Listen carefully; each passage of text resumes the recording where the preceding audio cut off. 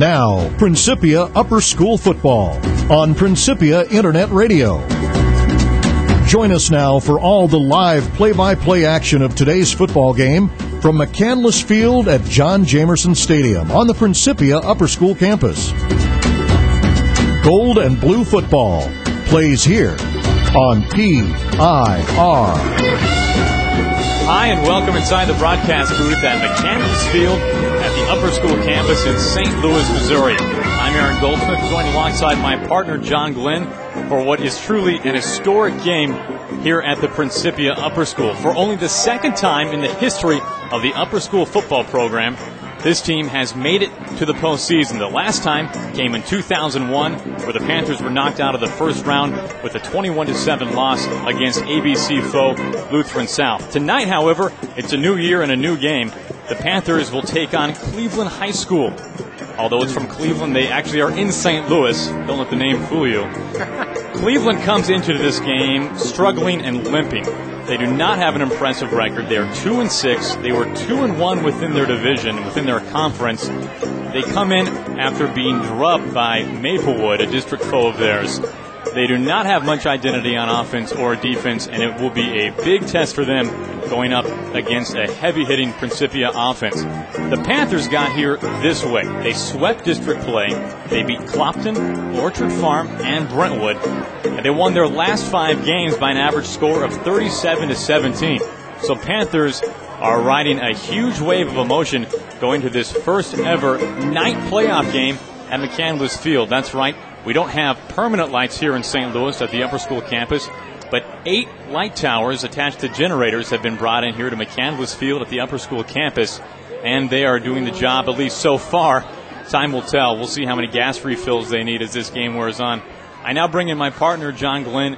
And, John, this has been an exciting team from the very first game this season. Tons of emotion in the crowd tonight. What are your thoughts going into this big, big game for the Upper School? This really is a big game, Aaron. You're absolutely correct. A historic week. First we elect the first African-American president, and now Principia plays under the lights. Maybe we can't equate the two. I think they're parallel. Maybe we can't. But, Aaron, we do need to express our gratitude to the city of Town and Country, the mayor, the Board of Aldermen, and our neighbors for allowing us to put the lights up tonight. And I thought they were going to have like 6 or 8 cars parked on either side of the field with their lights on, but the generators look like they're doing a good job. I'll tell you the one thing that impresses me about this Principia team, though, is the defense. They're coached by Sean Brown, who I have known for quite some time. I had him as a student, and he's a terrific football player.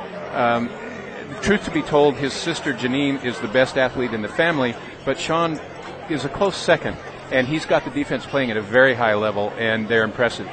Offensively and defensively, this Principia team has been dominant in many of the games they've played this year. A couple times they've played schools from a 4A division. They, of course, are in the 2A division. That's where the remainder of the teams they play, granted they do play more teams after tonight, they will all be in the Class 2A division. As we're speaking, the coin toss is going on at midfield. A couple changes at this Upper School field this evening. I'm so used to saying this afternoon here for the Principia games. We have a golden Principia P in the middle of the field outlined in navy blue. So some artwork done to the field, which makes it very nice. And also some white yardage numbers have been chalked along the 30, the 40, the 50, and so on and so forth. So this field definitely is taking on more of a collegiate feel and just in time for this first ever home night playoff game here for the Panthers. I'm pretty excited. I know the team's pretty excited. This is a thrilling opportunity and a chance for the Principia team to move on to the regionals.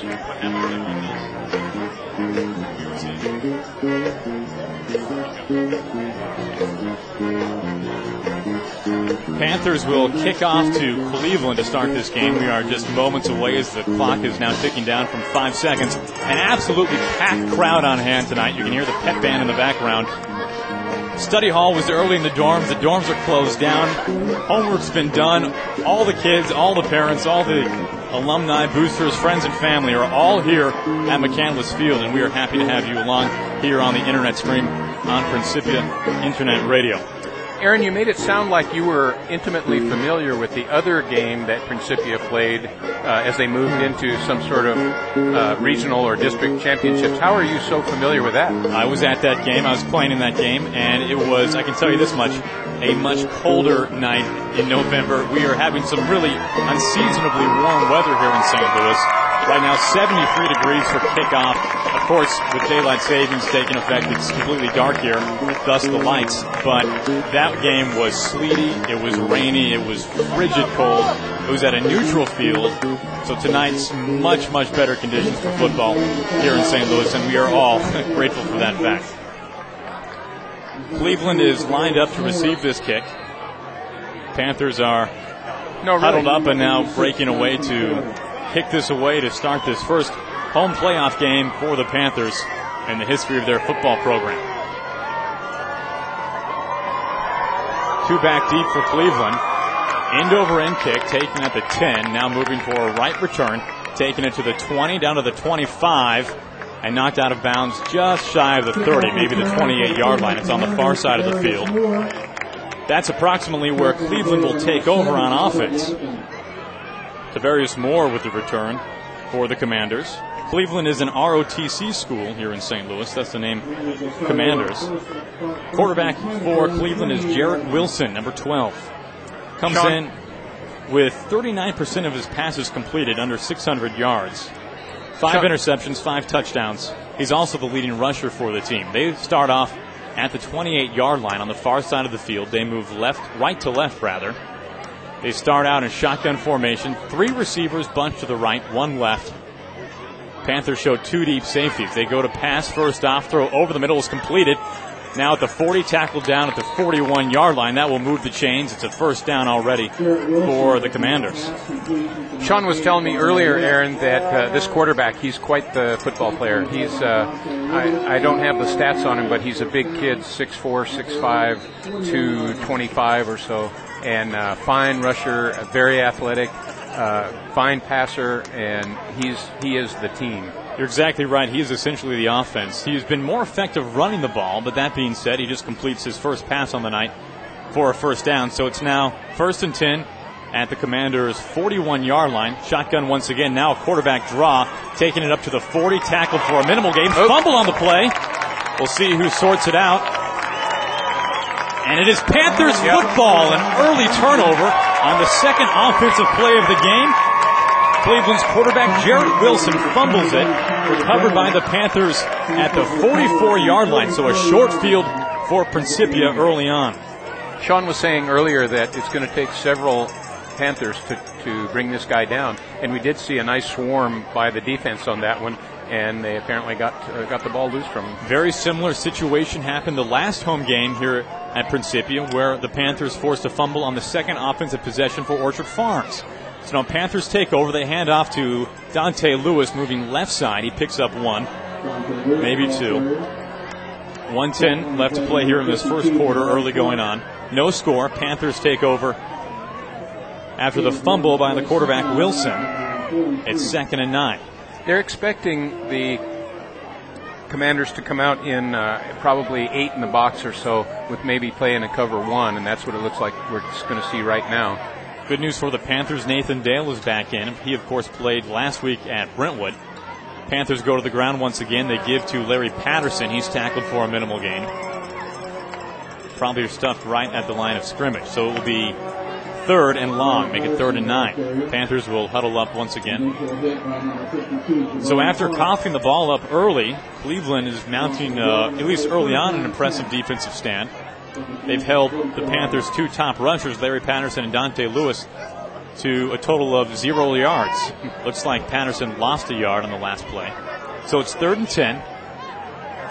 2 receivers left, 1 right. Shotgun. Gibbs will go to pass this time, rolling right at the 50-yard line, passes over the middle. Larry Patterson catches it at the 30, knocked out of bounds, and he'll pick up the first down.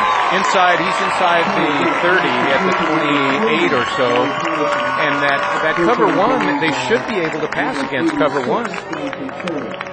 So this pass was out of the backfield. It goes to the running back, Larry Patterson. He came into tonight's game with 10 receptions for 186 yards. It's a nice average, almost 20 yards a catch. 2 touchdowns for Larry Patterson. So that was enough for the first down. After running in the first two plays, the Panthers go to the air. They pick up the first down. 10 minutes to play in the first. Now Dante Lewis will take the handoff, has a room to run up the left side, gets the first down, off to the end zone, touchdown, Panthers early on. A nice run by Dante Lewis. That's a 29-yard run by Dante Lewis on a large hole on the left side, too. I think you could have run through that one, Aaron, for probably 2 or 3 yards at least. Maybe one, we'll see. So Panthers on the scoreboard with under 10 minutes to play in the first quarter thanks to a Dante Lewis touchdown run off the left side. It was set up by the first down pass from Gibbs to Larry Patterson. So now Panthers will step on to attempt the point after, which wasn't quite as easy as it should have been for last home game against Orchard Farms. Principia failed to connect on 3 extra points. The snap is down, the kick is up, and it is right through the middle. So Panthers jump up early, 7-0 on top of Cleveland with 9:54 left to play in the first quarter. That looked good. Looked awfully good. The short field position certainly helped. That was, of course, thanks to the fumble by Wilson from Cleveland. So now both teams will step back to get ready to kick and receive.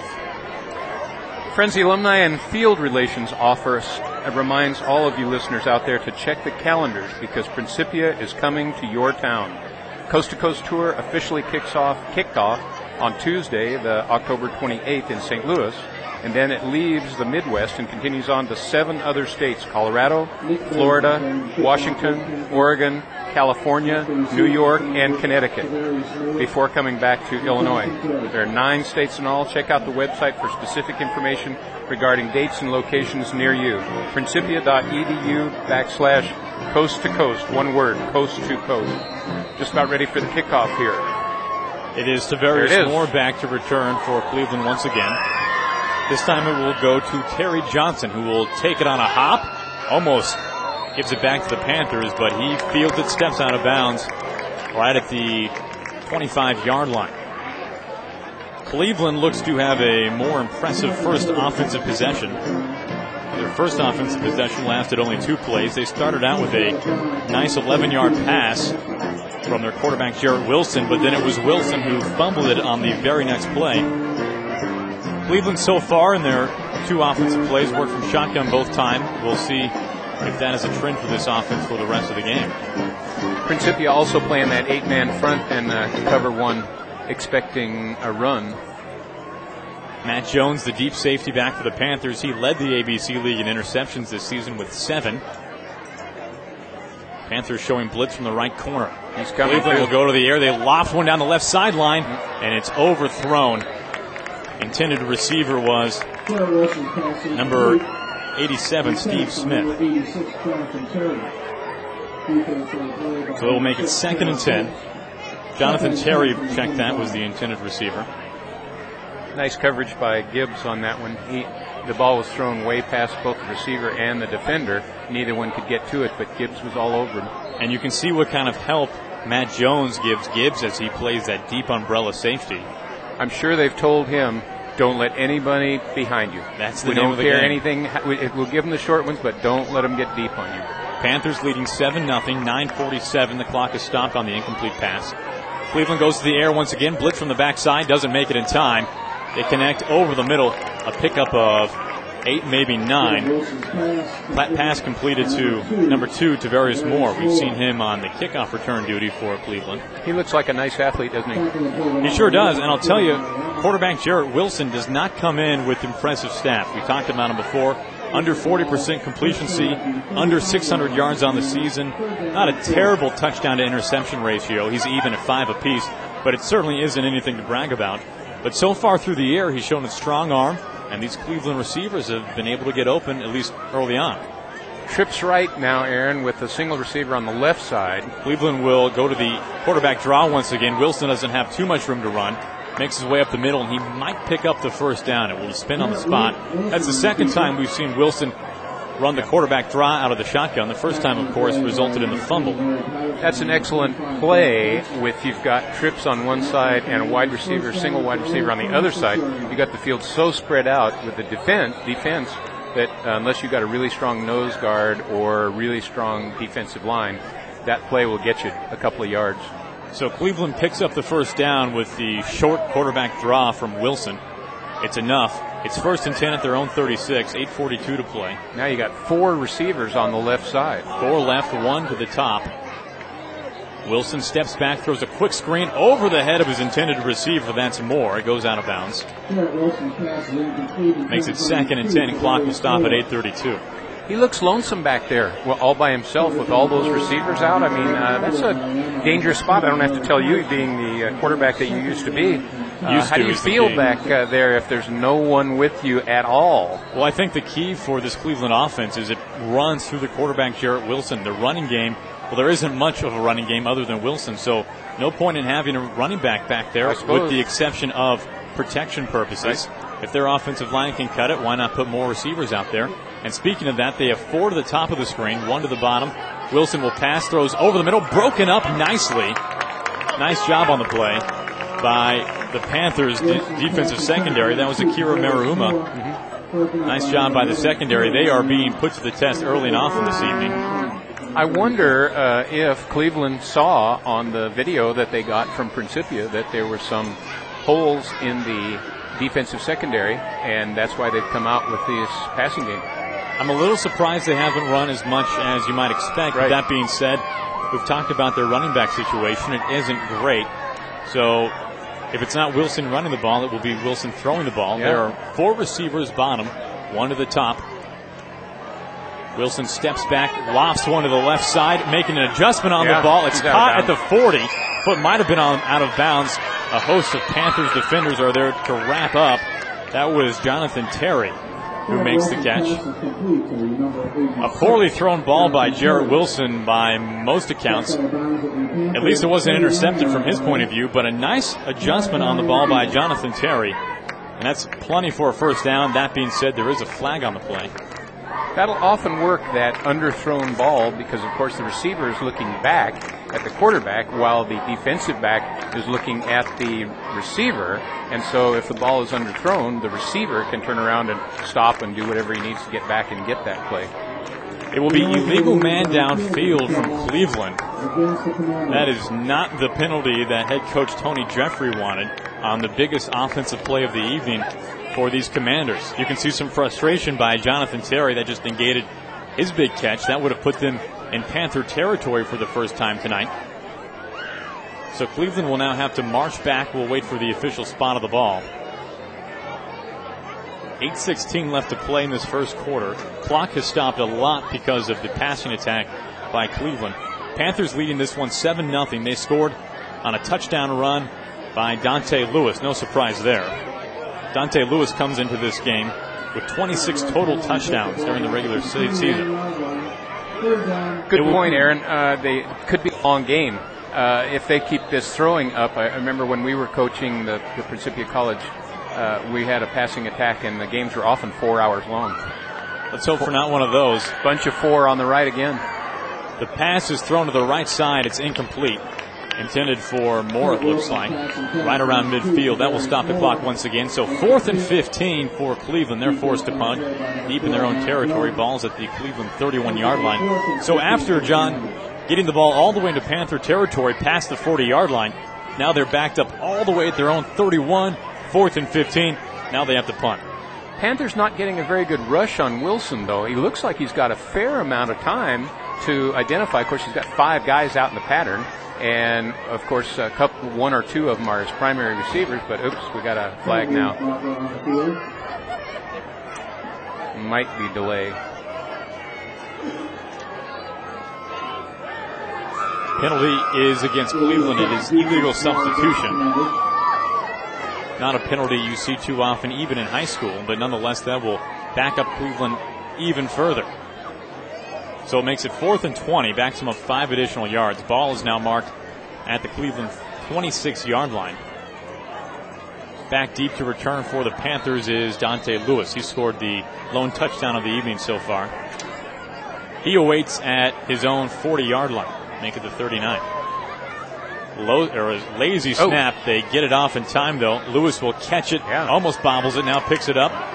makes his way to the 45-yard line, wrestled down to the turf at the 46. Looked like Lewis might have had problems corralling that ball. It was a low punt by the time it got to him.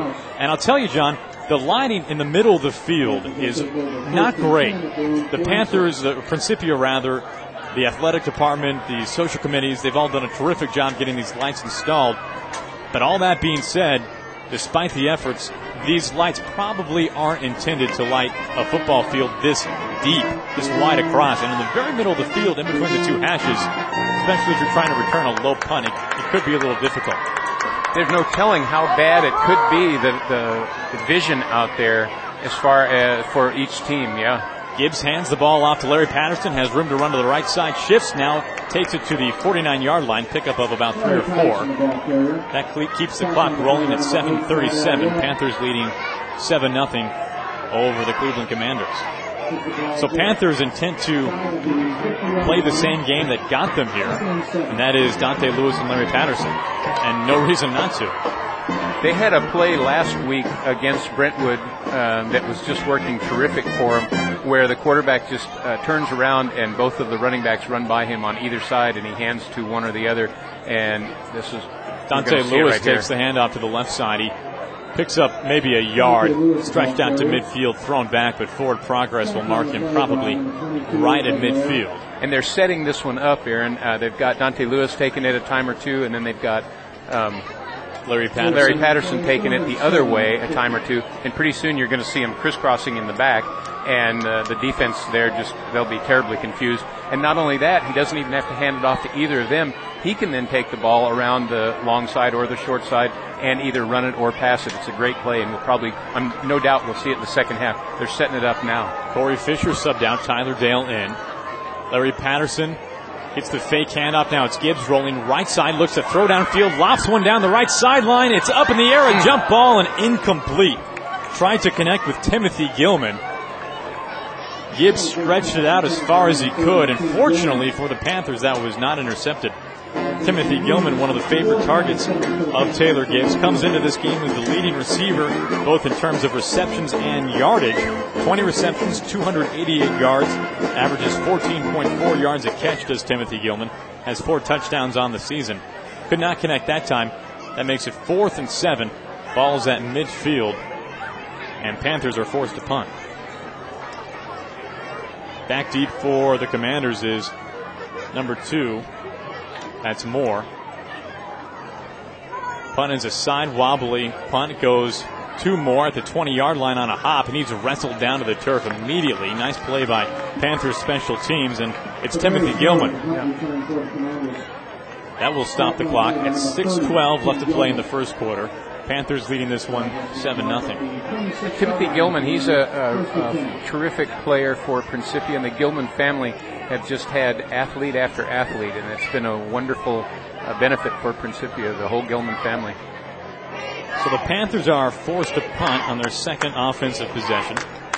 Dante Lewis scored a touchdown on the first offensive possession for the Panthers.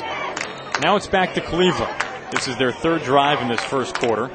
They fumbled once, punted the second time. They go 4 receivers left side, 1 receiver at the top. It's Wilson in shotgun. He looks to fire over the middle. Pass is incomplete, intended for Tavarius Moore. He's been a target virtually everywhere for this Cleveland offense. Flag down on the play. There on the coverage was Akira Mariuma. It will be a false start on Cleveland. That will back them up. Clock is stopped at 6:07. So a slow-moving game for at least Panther football standards. Panthers, of course, run the ball a great deal. That keeps the clock going. Probably, at least at home this season, haven't seen a team that has gone to the air this early and this often. Penalties declined. So makes it 2nd and 10. I'm a little surprised by the strategy here with Cleveland. I would want to keep the offense of Principia off the field as much as possible. And with incomplete passes and stopping the clock does just the opposite. But if you can't establish a running attack, your only other option is to go to the air. Motion man back behind Wilson. This time they look to set up the option. They pitch it left side. Gibbs in on the tackle, makes the first contact, and then it's Nathan Dale who brings down the ball carrier at around the 34-yard line. Pretty nice gain on that one, though. Jonathan Terry on the end-around, essentially. End-around option, I guess you could call it. Yeah. Clock rolls at 5:45 in the first quarter. Panthers leading by 7. Makes it 3rd and 5. Cleveland has been penalized at least twice so far tonight. The big one was the illegal man downfield that negated the big reception by Jonathan Terry. Forced Cleveland into a punting situation. Now it's 3rd and 4 at the 33-yard line of Cleveland. Wilson in shotgun near hash, rolls right, hit as he throws, and it's to nobody. Fortunate for the quarterback Wilson that Dante Lewis wasn't there to pick off the ball. Tyler Dale supplying pressure, and Wilson just didn't have time to make a good throw. Tyler Dale has had a good season defensively, comes into tonight with 35 tackles, 1 for a loss, and also 1 sack. So the second time Cleveland has punted this evening. Back deep to return for Principia. This time it's Larry Patterson and Dante Lewis. Look to employ the 2 return man set. Clock stopped at 5:16. Panthers hoping for a good return. They've had solid field position virtually all night tonight. A deep end-over-end punt. That will take a Cleveland bounce now at the 20-yard line. Picked up by Larry Patterson. A dangerous move. Has it seemed to run through at the 30. Taken down to maybe the 31-yard line. So a nice play by Larry Patterson, albeit a gutsy one. Advances the ball about 10 yards from where he first found it. If you're a junior or a senior high school student listening to this game and thinking about college, why don't you come experience Principia College for a weekend? You can visit classes, stay in the dorm, and experience what a great place Principia College is. And Principia will cover most of the travel expenses. For more information and visiting weekend dates, check out the website at www.principia.edu/college or click on Visit Principia College. First offensive play of this drive goes to Dante Lewis. Flag on the play. He gets a steam to run through down the sideline and knocked out just shy of midfield, but we'll wait to see what this penalty flag is. At least 2 penalty flags. Look like it's probably on Principia.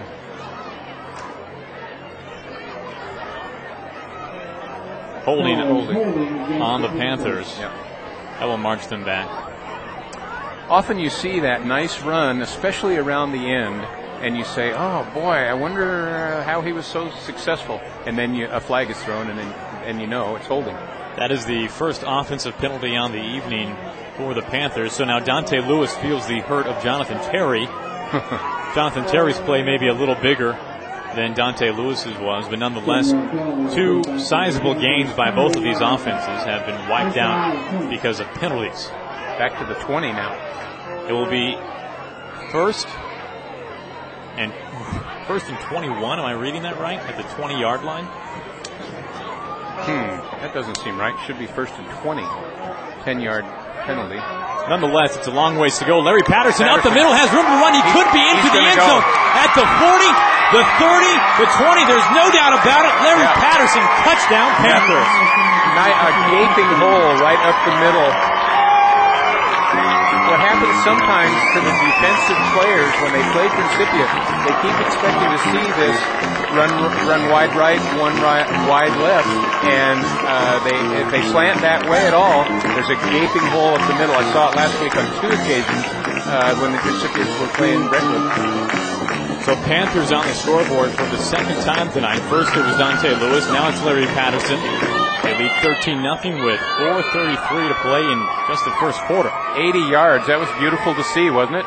A long touchdown run, maybe the longest of the season for Larry Patterson. He's ripped off quite a few of at least near that distance. Panthers on to attempt the extra point. Snap is back, hold is down, the kick is up, and it's good. Robbie Minor on for the extra point. So Panthers leading 14-0.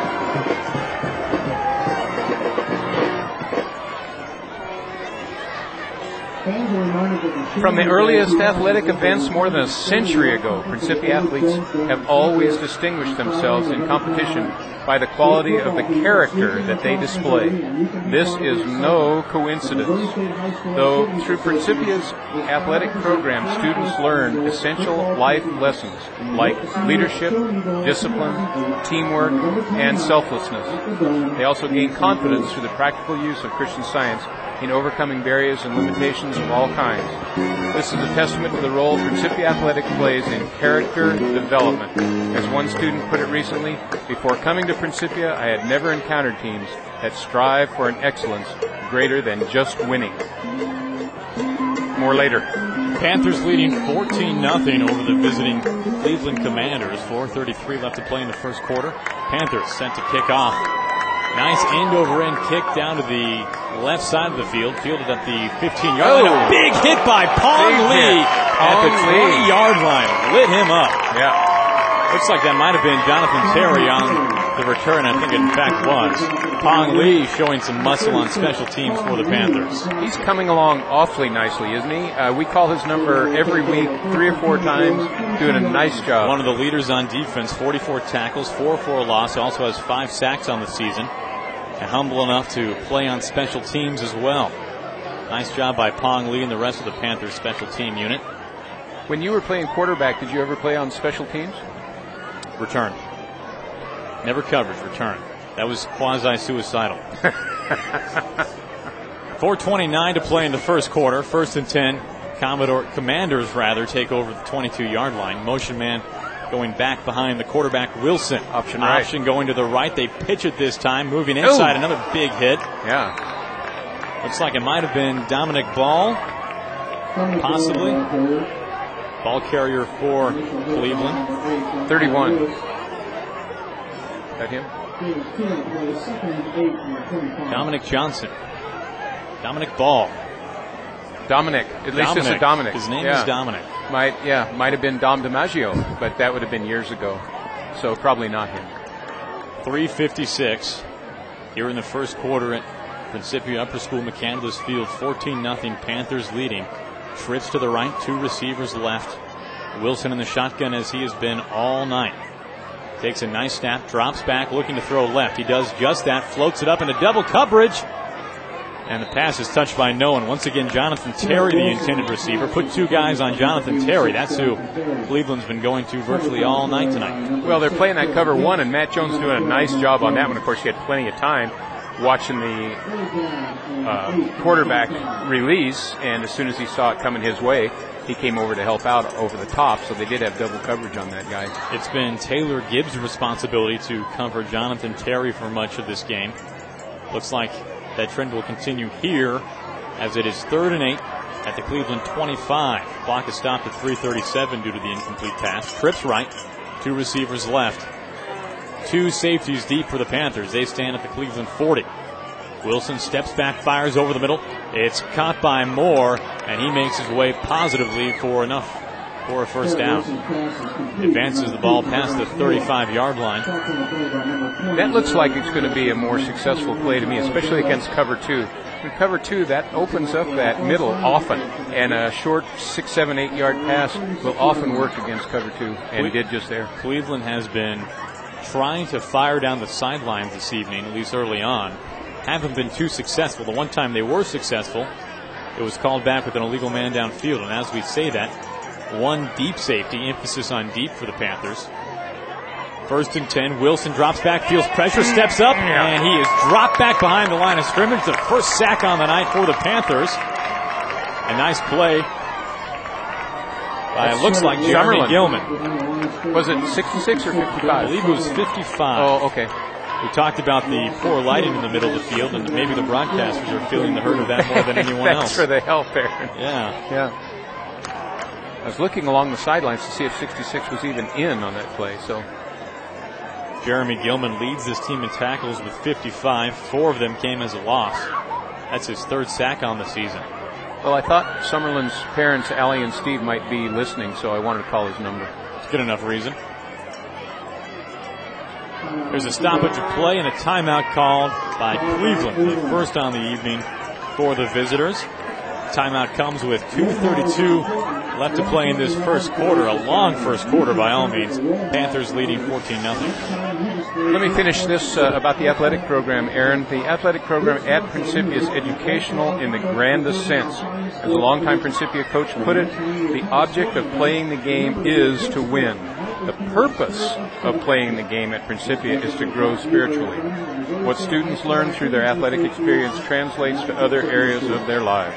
What could be more satisfying than to support and celebrate this worthy purpose? If you'd like to send a gift to Principia's Gold and Blue Fund, please visit www.principia.edu, and then the slash is click a gift, one word, click a gift, to make your contribution to the Blue and Gold Fund. Certainly a worthy contribution. No question about it. That's where you learned a lot of your leadership skills, wasn't it, when you were on your back at this particular field? No question. I think you said it better than I could have. 2:32 left to play in the first quarter. Wilson throws over the middle. He connects with his wide receiver, who was tackled after gaining a first down. 87, Steve Smith was the receiver. That will move the chains.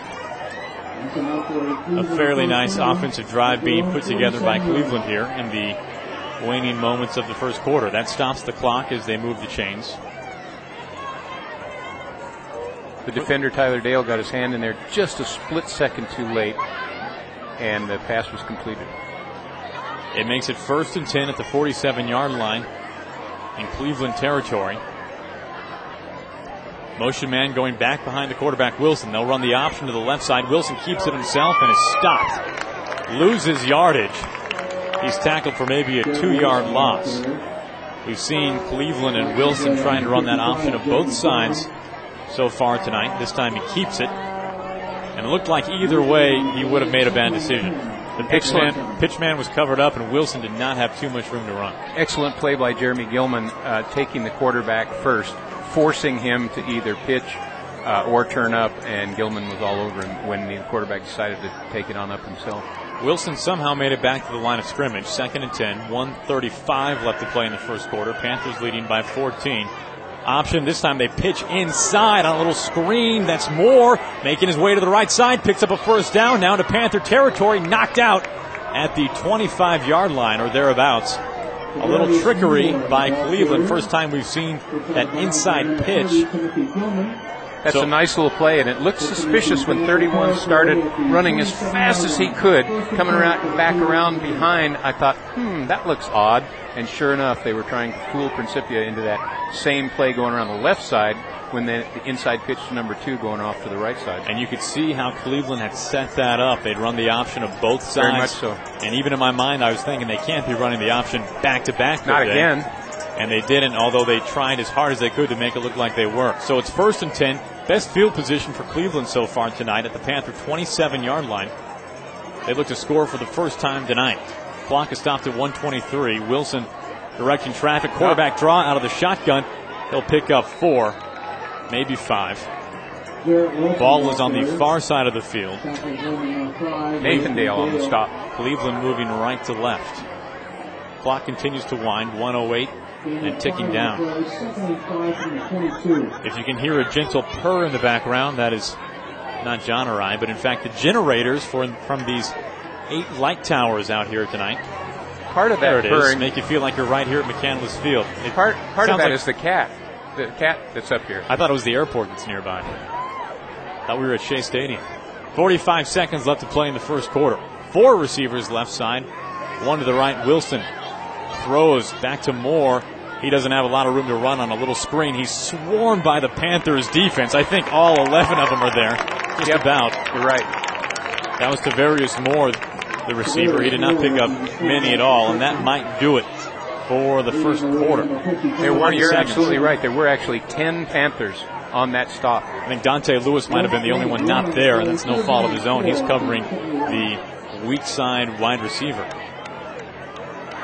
Clock will wind down to 0 at 5 seconds right now. Panthers will go into the second quarter with a 14-0 lead over the visiting Cleveland Commanders. A good start to this game by the Panthers. Stay tuned for a second quarter action right here on Principia Internet Radio. Friends, if you get out to the Principia College to visit, consider Principia Guest House your home away from home when you visit. Did you know that the guest house has a well-equipped kitchen where you can surprise your son or daughter with a favorite home-cooked meal? The pleasant dining room provides a quiet home setting where your family can celebrate a good game, a special accomplishment, or simply being together as a family. If cooking isn't in your plan, which it isn't for my wife, just open the guest house freezer. It's always fully stocked with a variety of ice cream flavors.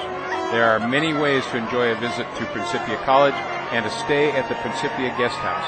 Pick up the phone and dial 618-374-5390. A member of the guest house staff will be happy to answer your questions and help book your stay.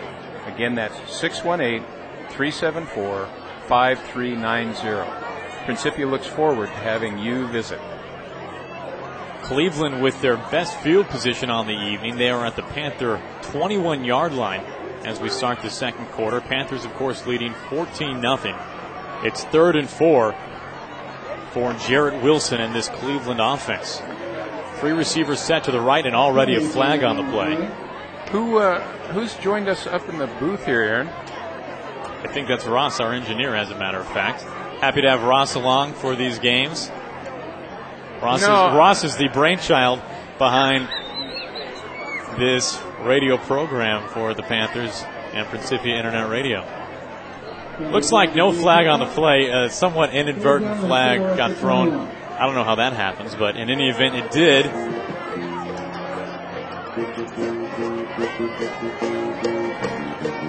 So it remains 3rd and 4. And upcoming is the first play of the second quarter. 2 receivers left, 3 right. Wilson in the shotgun takes a snap, fires over the middle, caught by Moore, and dragged down after a gain of about 4 or 5. That's going to be probably his best play, I think, Aaron, that something short, because the Principia defensive safeties and corners are all over his wide, deep receivers.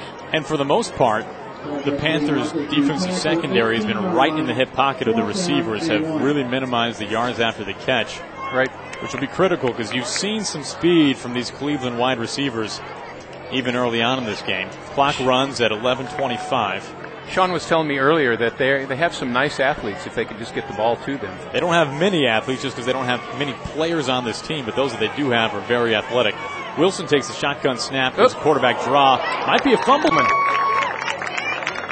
And the Panthers have recovered their second fumble on the evening. Right when Cleveland has put together their best drive of the evening, knocking on the door of Principia. They fumble for the second time. 2 turnovers this evening for Cleveland. Panthers +2 in the turnover margin. So Panthers have a long field to work with, but that negates what was the best drive so far by this Cleveland offense. Well, that short field didn't bother the Panthers last time when they went for 80 yards. All you got to do is hand it to Dante Lewis or Larry Patterson. Give him a big enough hole. There you go. They'll find the end zone. They can outrun virtually anyone on the other team. Here goes. Panthers go to the ground. This is Dante Lewis. He's got a room to run at the 50, now to the 40, and he falls to a knee. Yeah, 87 was just about to grab him. Makes his way into Cleveland territory. And unfortunate news for the Panthers. Dante Lewis comes up limping. We'll see if he gets subbed out of the game. Looks like he will. Corey Fisher is coming in right now. Dante Lewis is able to walk on his own, but looks like he might have been shaken up just a little bit. I say Corey Fisher comes in, but I don't see Dante Lewis leaving the huddle. Is Corey Fisher still in? Can we play with 12? No. Corey Fisher is in, so is Larry Patterson and Dante Lewis. So someone else made their way to the sideline. Yeah. Dante Lewis is the wingman. It's Fisher and Patterson in the backfield as Gibbs goes under center. They hand off to Corey Fisher, who loses the ball. It's a fumble. Cleveland doesn't seem too excited, so I would assume that the Panthers recovered it on their own. It looks like they did. That's maybe the one bad thing about being a running back who doesn't get a lot of reps is when you're put in there, you have to act like you've been playing the whole game. And to Corey Fisher's credit, he has acted that way all season long. He's really been absolutely outstanding change of pace back. He got subbed to the sidelines, but now he's moving back into the huddle as Dante Lewis makes his way to the bench. Last week they were rotating him with Tyler Dale back and forth, 21 and 35 in the second half, and it was working very well for them. Tyler Dale is split left. Gibbs goes back to pass, fires over the middle, caught by Gilman, tries to break one tackle and brought down after picking up a first down at the Commanders' 20-yard line. A nice pickup there by Gilman, a nice connection from Gibbs. Gibbs has not gone to the air too much so far tonight, really hasn't had to. Panthers have been doing well on the ground. This is when we wish we had a sideline reporter see what's happening with Dante Lewis. He's sitting on the bench right now. No attention is being given to him medically, that is, so it appears like he's just resting a little bit. A good sign for the Panthers. Yeah. 1st and 10, 9:30 to play. Panthers leading by 14. Firing over the middle to Gilman. He goes into the end zone for a touchdown. Panthers on the scoreboard for the 3rd time tonight. And nobody was on Gilman whatsoever. Beautiful play. Gilman was wide open. And the best part of it is that the quarterback saw him and made the good decision. So many times someone is wide open and the quarterback doesn't have time to see him. But not so this time. Nice pass there by Taylor Gibbs. That is his 11th touchdown on the season. Is it? On 3 interceptions. Nice touchdown to interception ratio for him. Robbie Minor on to attempt the point after for the 3rd time tonight. He's been good on his first 2, and on his 3rd, it's low, but it's up and through. Point after is good. Panthers up 21-0. You know, Aaron, last week they got on the first touchdown, they went for 2, and that put them up 8-0. And then they got the second touchdown and got just a single extra point, putting them up 2 full touchdowns and 3 additional points. And the opponent, Brentwood, last week, they could never catch up. And I think they're mentally thinking in terms of, gosh, if we score a touchdown and score an extra point, we're still not ahead. We're still not even tied. We're behind by 1. I thought that was an excellent move by Coach Warwick last week. You wonder how much of that was because they had to. Panthers were not very sharp on extra points against Orchard Farm. Missed on 3 of them. They weren't all missed by the kicker. Sometimes the snap was bad, but the bottom line is that the ball did not go through the uprights 3 times. And in a tight game, especially against a team as good as Brentwood, every point counts. But obviously Robbie Minor has been very good tonight, 3 for 3 on extra points, as we would expect from him. I wonder if anyone's ever done a study that, say, in the NFL, that you could keep an additional player and not have someone kick points after and just go for 2 each time. And that would allow you to keep an additional guard or tackle or someone else. Panthers kick off with 9:24 to play here in the second quarter. It will go out of the back of the end zone, so Cleveland will take over at their own 20-yard line. Cleveland playing the Broncos Thursday night, tomorrow night. Who do you like in that one? I got to go with the Broncos. Cleveland has not showed a whole lot. And back to Cleveland High School. We were talking about this a little bit off air. Cleveland High, their address is on Louisiana Avenue in St. Louis, Missouri. I'm confused. You figure that one out. Yeah. They're not from the Buckeye State. And they're not wearing brown uniforms. And they're not from the Bayou. You're right. They're wearing navy bottoms, white tops, and yellow face masks. Well, that says it right there. 4 receivers to the near side here for Cleveland on their second offensive drive in the second quarter. They trail by 21. Wilson looks to throw the right side, firing towards the sideline. That will be out of bounds, and it looked like Moore lost that one over his head. Don't know how much the lights came into effect in that. He was staring right into a light tower, but that pass was uncatchable anyway. It was too far out of bounds. Matt Jones, number 12, again playing the single deep safety and doing a fine job coming over to help with the coverage on the deep side. So the defensive back has got help almost every time from Matt Jones.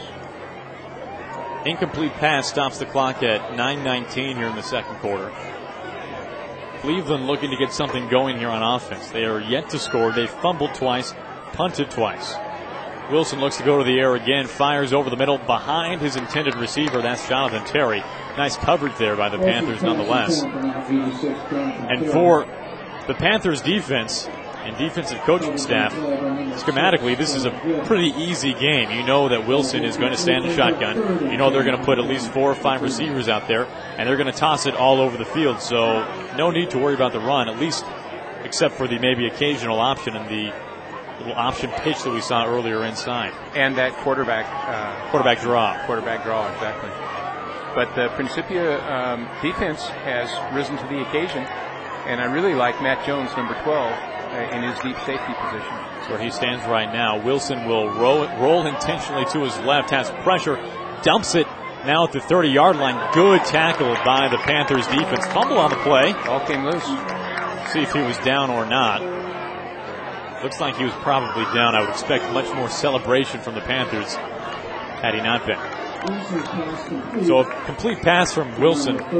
Dominic Ball on the reception on that one. Your friend Dominic. One of many Dominics for Cleveland High. Yeah. Makes it 4th and 6. Clock winds. Now at 8:40 left to play here in the second quarter. Dante Lewis, good news for the Panthers and Panther faithful. Dante Lewis now back to return the punt. He will stand at his own 40-yard line. A low side spiraling punt fielded by Lewis on a hop. Makes his way to midfield. Hit now at the 48 or 49-yard line. That's where the Panthers will take over. Clock is stopped at 8:20. Panthers leading this one by 3 possessions, 21-0. Friends, you're invited to join the Principia College Music Department every Friday during the academic quarter, so you'll get one more this coming Friday. Music at Davis is a live performance venue where student, faculty, and staff musicians showcase their talents. The program is varied and unique each week, and the performances are free. First drive for the Panthers here. 8:20 on the clock. Motion man is Dante Lewis. They fake the handoff to him, give it to Larry Patterson inside. He's got room to run, has the first down at the 30-yard line, breaks a tackle at the 20, the 10, touchdown, Larry Patterson for the second time tonight. And this running game for the Panthers is just having a heyday with the Cleveland defense. Once he gets into just where the linebackers are, if he squirts past them, he's gone. Patterson scores for his second time. The first was an 80-yard touchdown run. This one nearly 50. Aaron, a nice touch by Patterson. He patted all of the offensive linemen on the back just now, saying thanks so much for opening that hole for me. Nice touch by Patterson. We call the names of Dante Lewis and Larry Patterson quite often on these broadcasts, but as you just mentioned, John, offensive line has done a terrific job for those 2 running backs, along with Corey Fisher this season. Robbie Minor on for the extra point. It's up, and it's good for the 4th time tonight. Panthers leading 28-0 with just over 8 minutes to play here in the second quarter.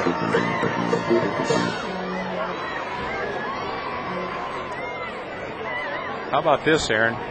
Nestled gracefully on the sunny western coast of Florida is the beautiful, rejuvenated city of St. Petersburg. This is in Florida, not in Russia.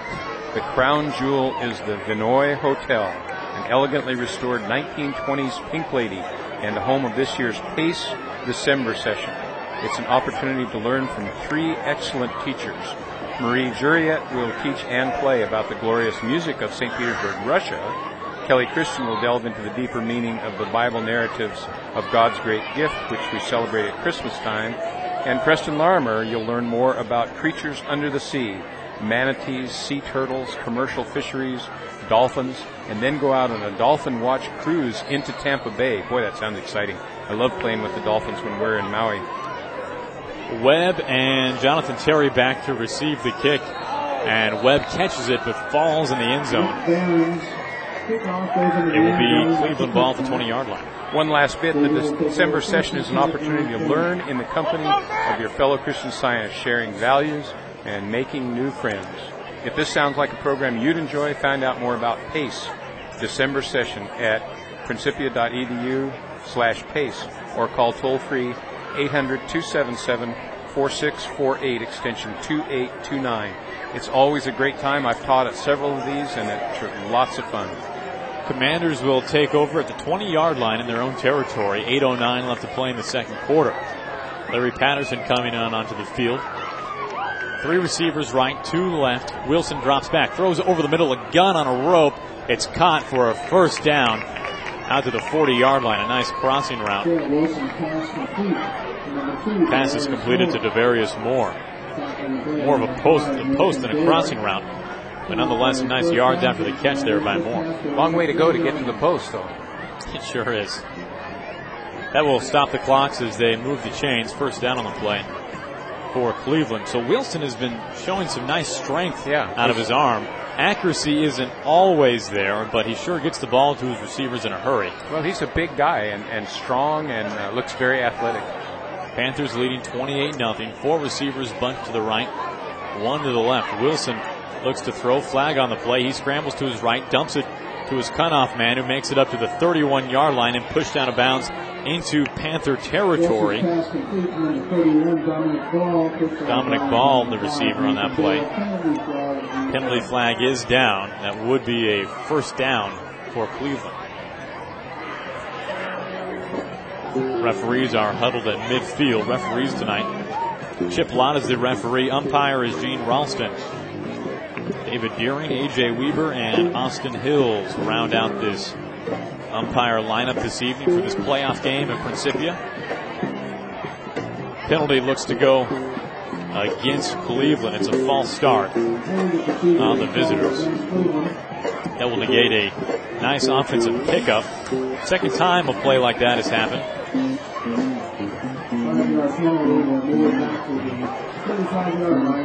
That will move Cleveland back to the 35-yard line. It's 1st and 15. Clock is stopped at 7:41. Panthers on top of the Commanders, 28-0. In their last 3 games, the Panthers have been quite stingy on defense. They've allowed 12, 13, and 14 points. On pace for another performance tonight. 1st and 15, ball at the Cleveland 35-yard line. 4 receivers left. This time a quarterback draw from Wilson.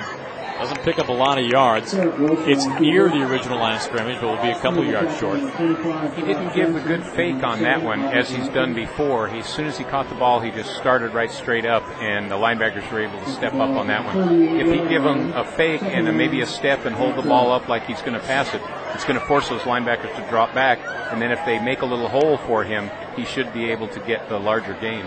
Wilson has not had too much room to run so far tonight. 7 minutes to play. Panthers on top by 28. 4 receivers right, 1 left. Pretty much the same formation we've seen all night from these Commanders. Panthers show blitz off the left side. That's Gilman. And Wilson is sacked back behind the line of scrimmage. Almost weaseled his way out of it. Nice job by the Panthers blitz. Gilman and Summerlin on that one. Jeremy Gilman coming in. Had 2 sacks during the regular season. A loss of 1 on the play. 3rd and 14 at the 36-yard line. Cleveland has really lived and died by the big plays tonight. Big plays relative to 10 to 15 yards. None of the really 30 or 40-yard plays that you might expect. But when they can't connect on the long passes, there hasn't been too much movement by this Cleveland offense. Another one of the pitches out of the shotgun formation by Cleveland. Fumble on the play. Recovered by Cleveland back near the original line of scrimmage, but it will be 4th and long. And now a timeout on the field with an injury to a Cleveland player.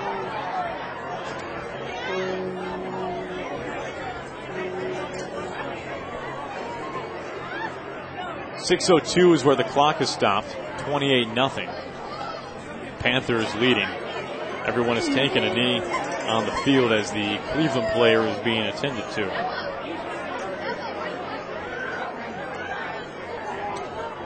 Lights in full effect, of course, here at Principia Upper School here at McCandless Field.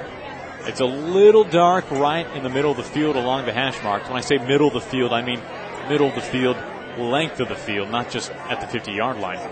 End zones are also a little dark. More dark than probably everyone here would like, especially the players. But nonetheless, I don't think the lighting has affected play too much. No, I would agree, Aaron. And also, I was told that after the Brentwood game, they were going to have 5 days until they could play again to get everyone healthy and to be ready to play again. And so, of course, they can't play it during the daytime because the high school's in session. So all they could do is have this night game. And as we've said several times, we think this is the first night game at Principia High School. Absolutely is. You can hear the round of applause for the Cleveland player. That could be a big loss. That's Devarius Moore, who has been one of the few offensive playmakers for this Cleveland offense so far tonight. He's being escorted off the field by 2 trainers, one on each side. So it's, judging by the way he's walking, it's probably unlikely we'll see him back on the field tonight, but you never know. At least for the first half. At least for the first half, that's right. Yeah. There are 6 minutes and 2 seconds left here in the first half. Cleveland's drive stalled out. It's 4th and 10 for the Commanders. They are forced to punt to Dante Lewis and Larry Patterson. Those 2 return men stand at their own 30-yard line. We've seen some low, kind of side spiraling punts. This one is more of a knuckleball, doesn't move a whole lot, and Dante Lewis will field it on a hop, runs into his own man, drops the ball, picks it back up at the 40, and he won't make much yardage, maybe picks up a couple. A really strange punt, looked like a Tim Wakefield knuckleball coming off the foot of the punter for Cleveland. Had virtually no movement to it at all, just kind of died out of nowhere. You see more and more of the punters sprinting to their right on a right-handed punter, and then setting up a potential run for the first down. And it wouldn't surprise me that we see that tonight. That's kind of been the MO for this Cleveland punting unit. So 5:34 here in the first half remaining. Panthers leading by 28. Cleveland yet to get on the scoreboard. Corey Fisher in the backfield along with Larry Patterson. Dante Lewis is the motion man. He rolls behind Gibbs. Now the handoff goes into the middle to Larry Patterson, rather. He'll pick up 3 or 4. That's that counter I was talking about earlier. Boy, that's a great play. And the quarterback does just a real fine job with it. The scary part for him is turning his back to the defensive line, the line of scrimmage. And when he turns around, who knows what might be there and what scary things might be happening. And you see that this is kind of the point in the game where that counter play starts to become effective. Not a play that you want to start running early on in the game. It's being set up by the running of Dante Lewis and Larry Patterson, and now that counter play can really take effect. This time Gibbs will go to the air. He drops back in shotgun, being chased, pulled down by his shirt tails, and he'll lose a few. Tearaway jersey would have been handy there. Would have been real nice. Just nobody knows better than Taylor Gibbs. So he's pulled down back behind the line of scrimmage. I'm surprised on that one because he hasn't thrown hardly at all, and I thought that was going to surprise the defense, but it didn't. We talked about setting up the counter play. We typically see Gibbs go more to the air in the second half after the running game has been established very well. And Gibbs is doing and has done a terrific job throughout the season of managing the game. It's kind of a popular term that you hear within college and professional football, but that's exactly what Taylor Gibbs has done so nicely. This time he'll throw over the middle, caught by Gilman, not enough for a first down, as he's wrapped up at around the Principia 45-yard line. Nice route by Gilman, though. Nice square in right along the 45-yard line. Gilman short of the first down on the crossing route, makes it 4th and 3. Gilman's the long snapper as well, isn't he? Clock is rolling, I believe he is, at 3:48. Panthers leading by 28, and they are forced to punt. So that's Taylor Gibbs who will handle the punting as a flag is down. What can we have that early? Looks like it's on Principia. Dead ball, illegal procedure. That will move the Panthers back 5. 3:40 left to play in this first half, so there is plenty of time, especially for a pass-happy offense like Cleveland, to get back into this ball game, at least before the half is over. And when I say get back into the ball game, I really mean more emotionally than on the scoreboard. One score isn't going to do a whole lot for Cleveland at this point, but it's a snowball effect, and that's no doubt what their head coach Tony Jeffrey has in mind. And that momentum. Sometimes when you lose it, you just can't get it back. High snap. Gibbs is able to handle it. Oh, nice beauty. Punt.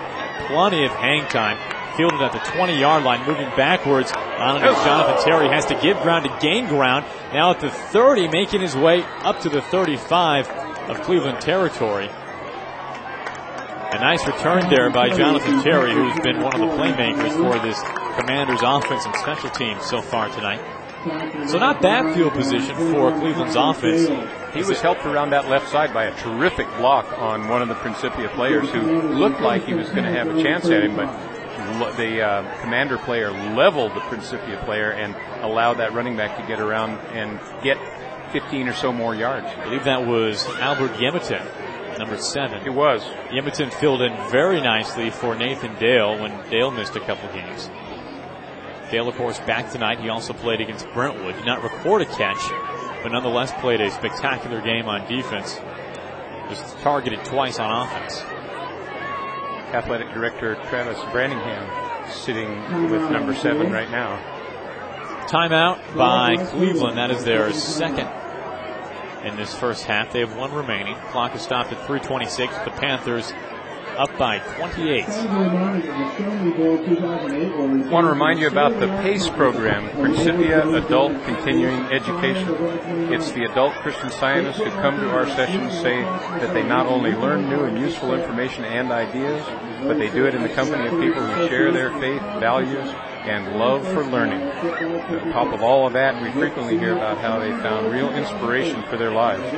Check out autumn session here at the college, or the December session, or the summer session.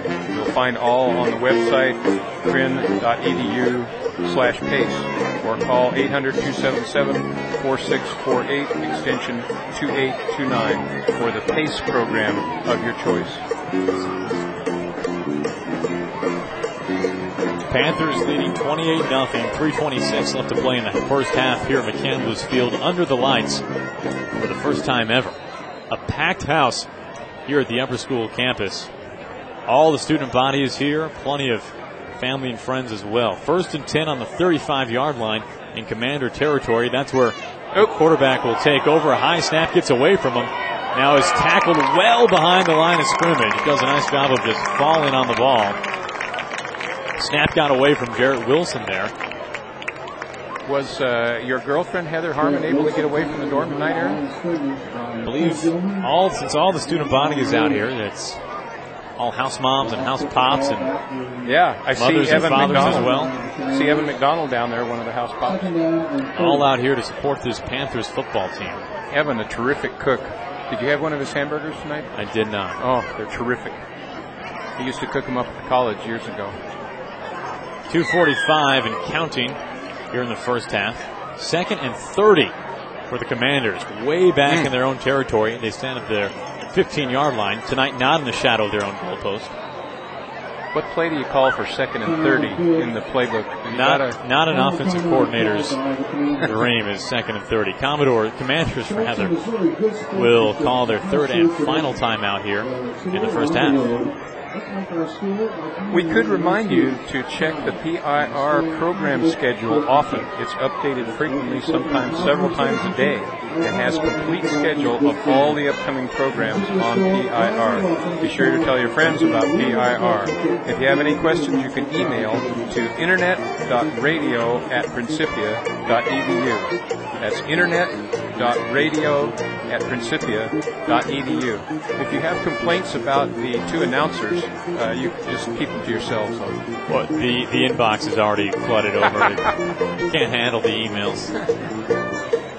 Panthers leading 28-0, 2:32 left to play in the first half. 2nd and 30 for the Commanders at their own 15-yard line. So what started out as really nice field position for them, they had the ball right around the 30 or 40-yard line, now has turned into something much scarier. We'll see what quarterback Jarrett Wilson can put together here for this probably final drive of the first half. Principia playing cover 2 now with Jones, number 12, and Patterson, number 20, in deep coverage. Trips to the right, 2 receivers left. Ball in the far hash as Cleveland moves left to right. Pump fake, look to throw over the middle. Can't now, scrambles, trying to get out of the pocket. Has to tuck and run, and he's tackled at the 27-yard line after picking up not too bad of a gain out of a busted play. Yeah, for a 2nd and 30, that play will work. Not exactly what Wilson had drawn up in the huddle, but at least picked up positive yards. Ball to 23-yard line, a pickup of 7. Wilson has been working out of the shotgun all night, and that's no doubt what he will work from right now. 4 receivers to the right side, the consistent formation we've seen from Cleveland tonight. A lone receiver to the left, looks like possibly Jonathan Terry. Wilson looks to throw over the middle, pump fakes, has to scramble up, steps in the pocket, up, tuck it and run once again, a carbon copy of the last play. This time he advances the ball to right around the Cleveland 30-yard line as the clock continues to roll. He picks up a first down. 1:24 left to play in the first half. I say he picks up a first down, but he did not. He's far from it. 4th and 16.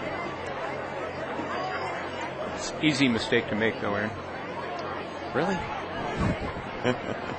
1:05 left to play in the first half. And Cleveland will punt. Dante Lewis, Larry Patterson, a slow snap gets back, and it's a side-winding punt, which is caught by Larry Patterson. On the run. Advancing it now to the 50-yard line into Cleveland territory. Has room to run, and he shows just some terrific foot speed as he advances it into really outstanding territory for the Panthers. Ball will be right around the 40-yard line. Panthers have plenty of time to strike. There's 48.4 seconds, and we've seen plenty of big plays from this Panthers offense so far tonight. Only downside is a lot of those big plays have come on the ground, which of course keeps the clock running.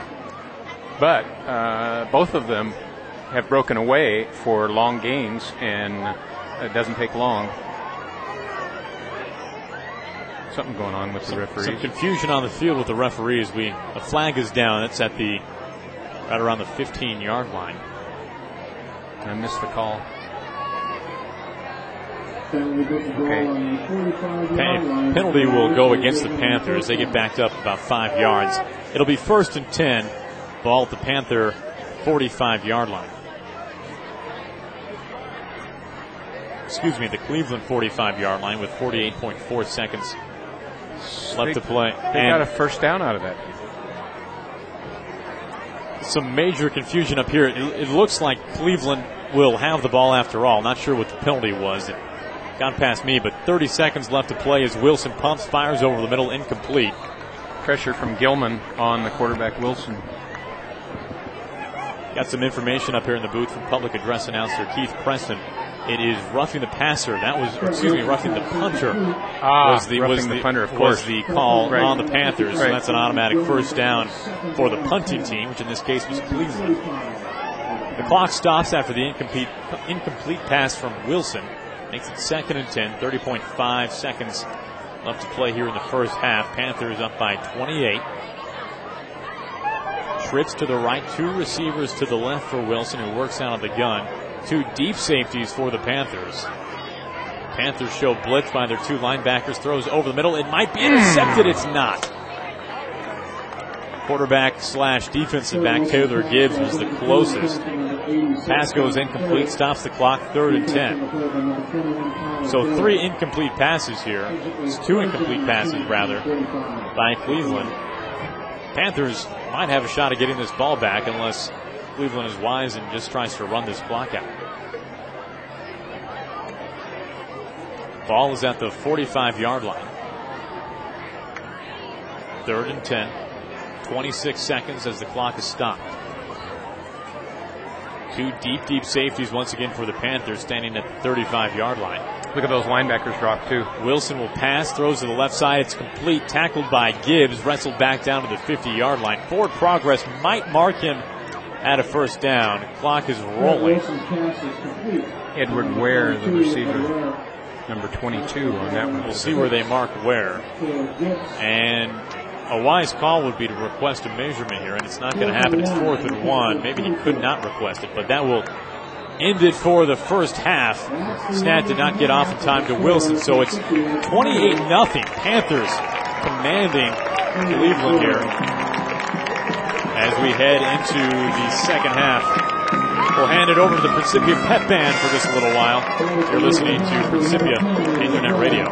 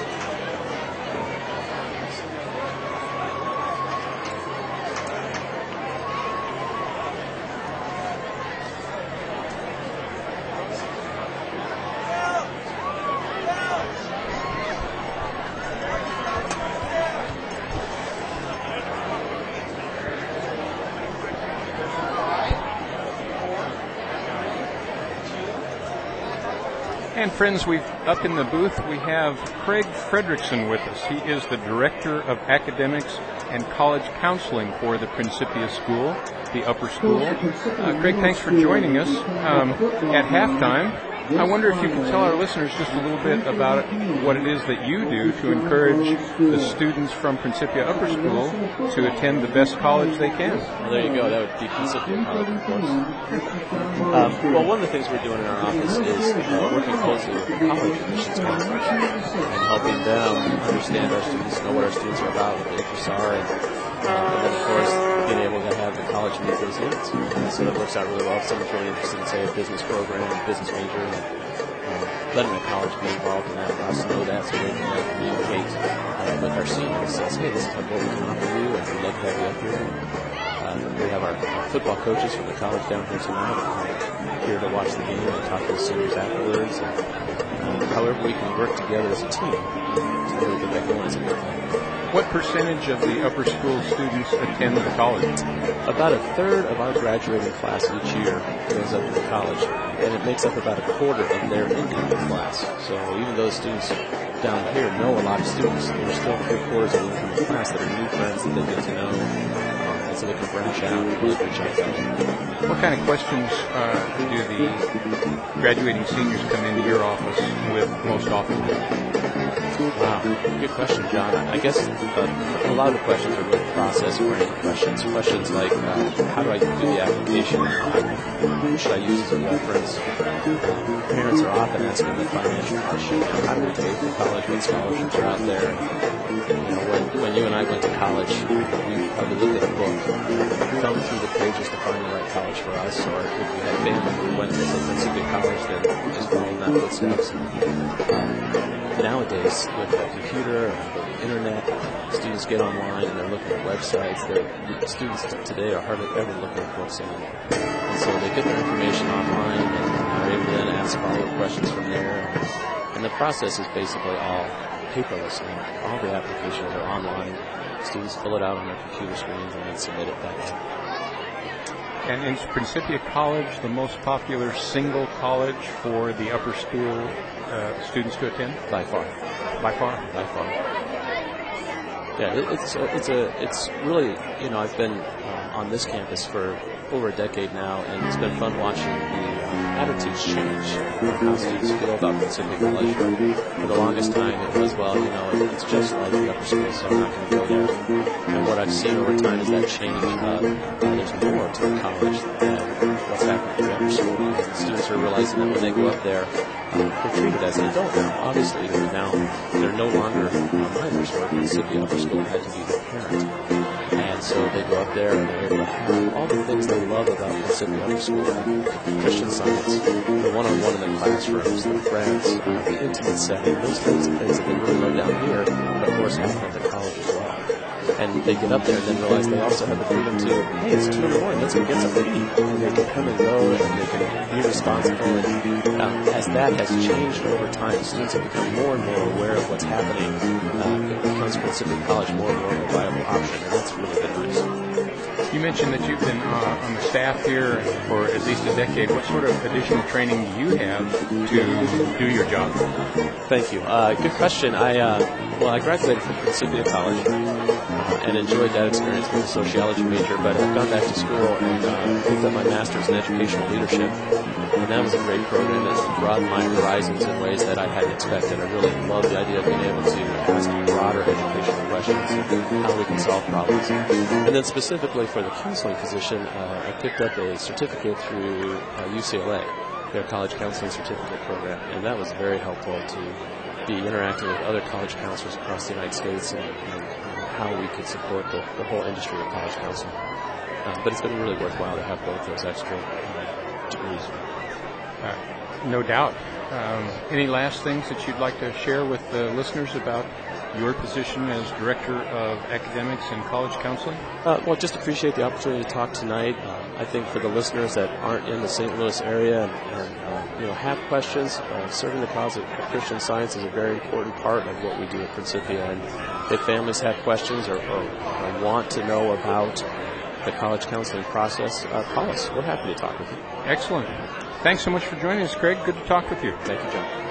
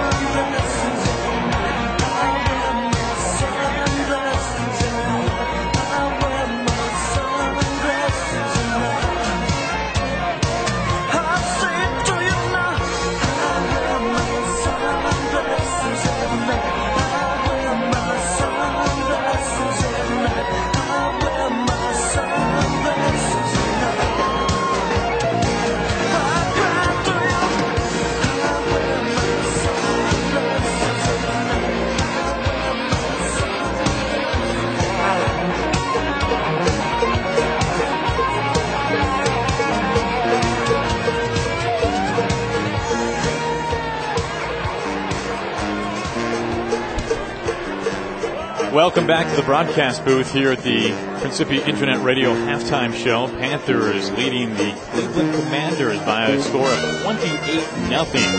5:21 left to go here in halftime. And John, it's been all Principia on really both sides of the ball. It's kind of, I would guess, what we both predicted and what the coaching staff and players for the Panthers were hoping for. Very much so. The Cleveland Commanders came into this, as you set it up at the beginning, with a checkered record and some difficulties on offense and kind of semi-one-dimensional, and that's kind of what we've seen throughout the first half. For the Panthers, Dante Lewis, Larry Patterson, of course, once again, being the stalwarts on offense. The passing game has begun to take effect a little bit there. We saw a touchdown pass from Gibbs to Gilman. I think we can expect to see more of that passing game possibly as we get into the second half. But all that being said, if this score gets much more out of hand, it's already 28-0. There's really no reason to pass, so it kind of defeats the whole purpose of running to set up the pass as you get more further into the game. Well, one of the things that Principia has to be aware of is probably Maplewood is going to win the other section of this sectional regional finals, and so we'll probably face them, Monday night? Is that what It'll be Monday night. Monday night. And with the location still to be determined? Absolutely. So we might need the lights again? Possibly so. Yeah. So I think one of the things that Principia wants to do is bring the team along for that game. What can we do to really get everyone at the highest level in preparation for that game? This one certainly not won yet. We've got a whole other half to play, and it's only 28 scores. But Principia, as you pointed out correctly, is Principia the whole game. Panthers are taking the field from the locker room. Cleveland's already out on the field. Panthers leading 28-0, 2:25 left to go in halftime. And John, it looks like you have some Principia athletic news to pass along to the listeners. We do.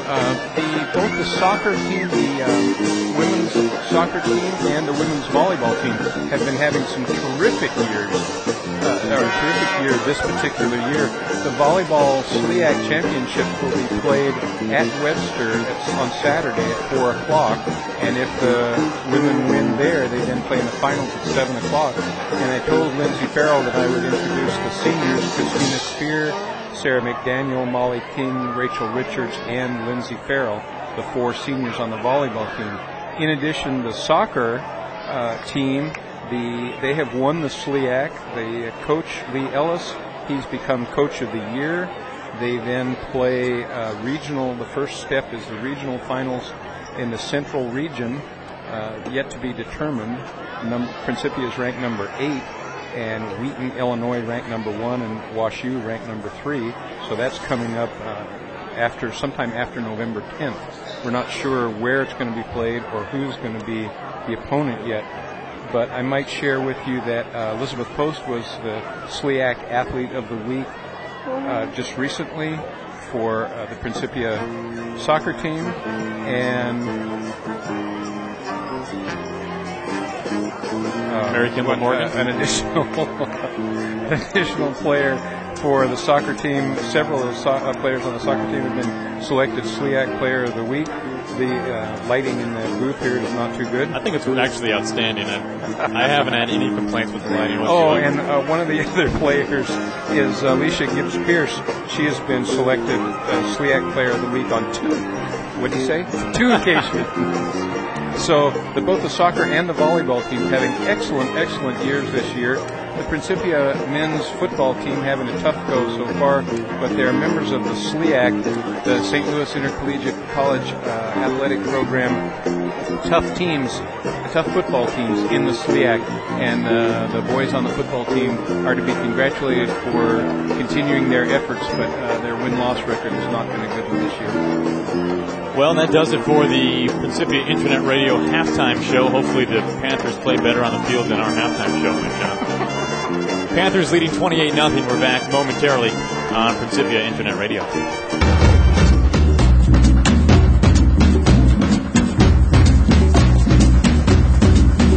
Now, Principia Upper School Football on Principia Internet Radio. Join us now for all the live play-by-play action of today's football game from McCandless Field at John Jamerson Stadium on the Principia Upper School campus. Gold and blue football plays here on PIR. Panthers will be receiving the kickoff here as we start the second half of play. It's been all Panthers all first half. The ground game has become very effective for the Panthers, as it has all season. Defense has done very well, keeping check of these Cleveland receivers and holding quarterback Jarrett Wilson in check, at least with his legs. We haven't seen too much running, at least successful running for big plays from the big quarterback Jarrett Wilson. As I say, this Taylor Gibbs is warming up in midfield with some of his receivers, getting ready for this second half of football, which is about 2 minutes away, 2 minutes and 20 seconds it looks like. The lights here at McCandless Field are shining really pretty well. There are some dark patches maybe in the center of the field running left to right. But overall, John, we talked about it a little bit on air and off air. I don't think it's affecting play at all. No, I don't. I don't think. But then again, I'm not on the field, so I wouldn't know exactly. I'm not too disappointed with the way the lights have turned out. I mean, they're doing the best that they can. You know what amazes us, and we mentioned this at the beginning of the game, almost always a Principia team, when they go out on the field to warm up, the other team outnumbers them by large numbers. And outsizes them. And outsizes them. It's a nice word. I know I was at the LaGrange game at the college 3 or 4 weeks ago, and they had over 100 players on their roster. They only brought 60, and the Principia men's football team had 21 or 22 players. But here, Aaron, as we've talked about, Principia's got more players than the opponent, and it's nice to see. John, going back to a previous point that you made, as we have about a minute left here in halftime, the other game going on tonight right now as we speak that's of great importance to the Panthers is the Brentwood-Maplewood game. Brentwood, of course, finished 7-2. One of their 2 losses came to the Panthers. That was a 36-14 victory by the Panthers over the Eagles. They have scored the most points on Maplewood of any other team this season. Maplewood is the #1 team in Class 2A this year, but even the most points was only 15. They ended up losing to Maplewood by a final score of 36-15. That came in week 2. Maplewood has not played the most stiff opponents here in Class 2A, but nonetheless, they are having just an unbelievable, outstanding season. They're averaging nearly 50 points a game, allowing only 5 points a game. Their leading receiver has 768 yards, 245 yards rushing. So the 768 was receiving, and he scored 23 touchdowns. Their leading defensive player, Devin Lindsay, has 17 sacks on the season. The Panthers are spoiled by their own defense and offensive stars. Defensively, of course, the Panthers have the leading sack leader in the ABC League. That's Timothy Gilman. He has 10. And, of course, we've sung the praises of Dante Lewis and Larry Patterson. They've racked up 26 touchdowns and 16 touchdowns, respectively. So those types of big numbers aren't uncommon to Panthers fans, at least this season. But nonetheless, if Brentwood ends up losing to Maplewood, Maplewood would be the team who the winner of this game will play. We don't want to get ahead of ourselves, but at least judging by halftime, it looks like that would be the Panthers. After all, they lead 28-0. Still a second half to play, but that Maplewood Principia game, if it happened, which we don't know until the end of the night, it's kind of like the election, that'd be a doozy, no matter where it's going. That's a game to really look forward to, and Sean was telling me this afternoon how they don't want to get ahead of themselves, just as you said, and we know that's true, but they're thinking about Maplewood already and what to do against them, and this second half will be a real testing time for the Panthers, seeing if they can put some more numbers on the board and get some plays ironed out and get some players in that they want to see how they can do, and getting ready for that Monday night game. Well, John, that's something you and I talked about earlier in the week about this game tonight. Is I brought up the point, well, on paper, this Cleveland team doesn't look like anything special, but games aren't played on paper, they're played on the field, and the worst thing that could happen to this Panthers team is have them look ahead to next week to that Maplewood-Brentwood game and feel like they've already got the victory tonight. But you had an interesting point. You had an opportunity to see Principia at Brentwood when Prin beat Brentwood by a final score of 36-14, and you thought, and I assume you still are of the same feeling, that would not happen to this Principia team. It didn't look that way. They're well coached. and I don't see them looking ahead to the next game. I know they know that it's coming, but they're playing this game to finish this game. You can just ask Texas or UCLA or several of the other Division I teams what it's like when they don't play their best and they end up on the cover of Sports Illustrated, and then boom. Who was it? Someone scored 48. SC scored a whole bunch of points last week and dropped in the standings. They did. Coach Pete Carroll is not the happiest guy right now. Right. Nick Saban is, however. Okay, here we go. Third quarter underway. Kickoff goes back to Larry Patterson. It's a short kick fielded at the 35-yard line. Returns it left side. Now to midfield. Has a room to run through at the 40. Flag down on the play into visitor territory, and Larry Patterson is shaken up just a little bit. He's on the Panthers sideline. Like I said, penalty flag. Larry Patterson is helped up. Looks like he'll be just fine. He had a wonderful seam to run through. Holding on Principia. So they'll bring it and back. that's why that seam was there, holding on the Panthers. That will negate a very nice return by Larry Patterson. Don't you hate that if you're a running back? If you're Nice an gain. Yeah. We've seen that happen on both sides of the ball tonight. It's been unfortunate every time it's happened. It's never fun as a player, as most people would assume, to have something like that happen. But it's a team game, and I guess that's what happens. So just moments into the third quarter, we've already had our first penalty. Panthers are marched back, and they will be at their own 41-yard line. First and 10, 11:52 here in the early goings of the second half. Panthers leading 28-0 over Cleveland High. Two receivers left, one right for Taylor Gibbs in the shotgun. Fakes the handoff, looks to run, and stuffed back behind the line of scrimmage, going nowhere. He's dropped for a loss of at least 5. Nice play there by the defensive line of Cleveland. You mentioned that Alabama-LSU game with Lou Saban coaching LSU. Nick Saban. Nick Saban, yeah. And, boy, that should be quite a game this coming Saturday. Yeah. Especially with the connection of Saban to LSU with Alabama. It's a lot of interesting subplots. A sports writer's dream. Yeah. 11:15 as the clock winds. Second and 15 after this tackle behind the line of scrimmage on Gibbs. Larry Patterson gets the handoff through the middle. The counter play has room to run to the 50. He's going to be off to the end zone. Nobody's going to catch him at the 10. The 5 touchdown Larry Patterson.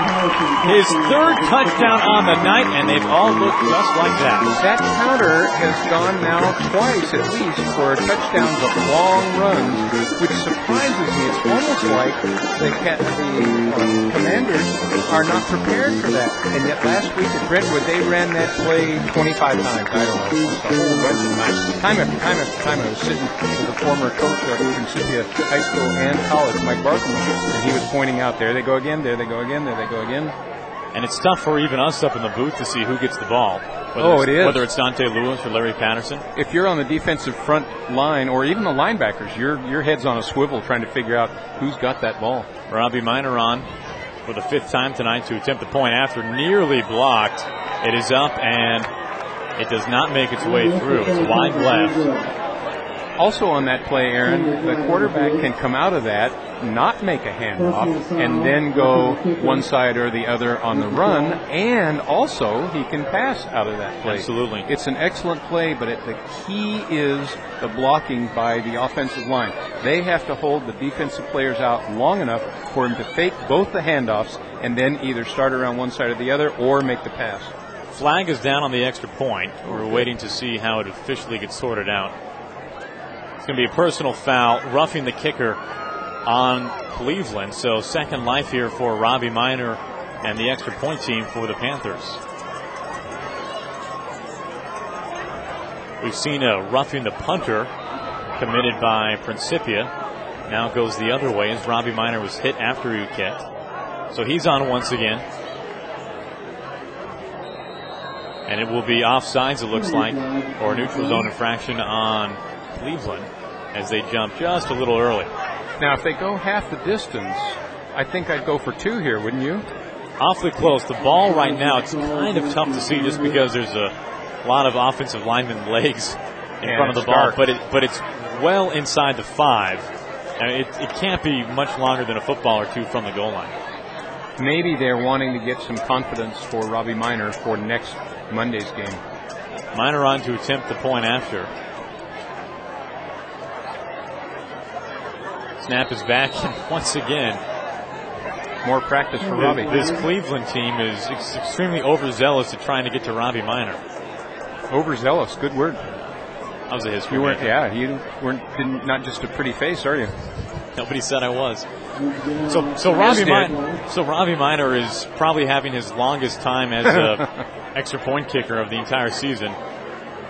Penalty goes against Cleveland once again, of course. And I got to tell you, John, they look like they are practically in the end zone right now. The ball is almost on the goal line. I'm surprised as well they're not going for two, but maybe leading 34-0, they don't feel that's appropriate. Nah. Snap is back, hold is down, kick is up, and it's low, but it went through. Did that hit off the upright? Bounced off the upright and went through. So second life for Robbie Minor. It goes through, hits off the pole, off the upright. So with just under 11 minutes left to play here in the third quarter, Panthers leading 35-0.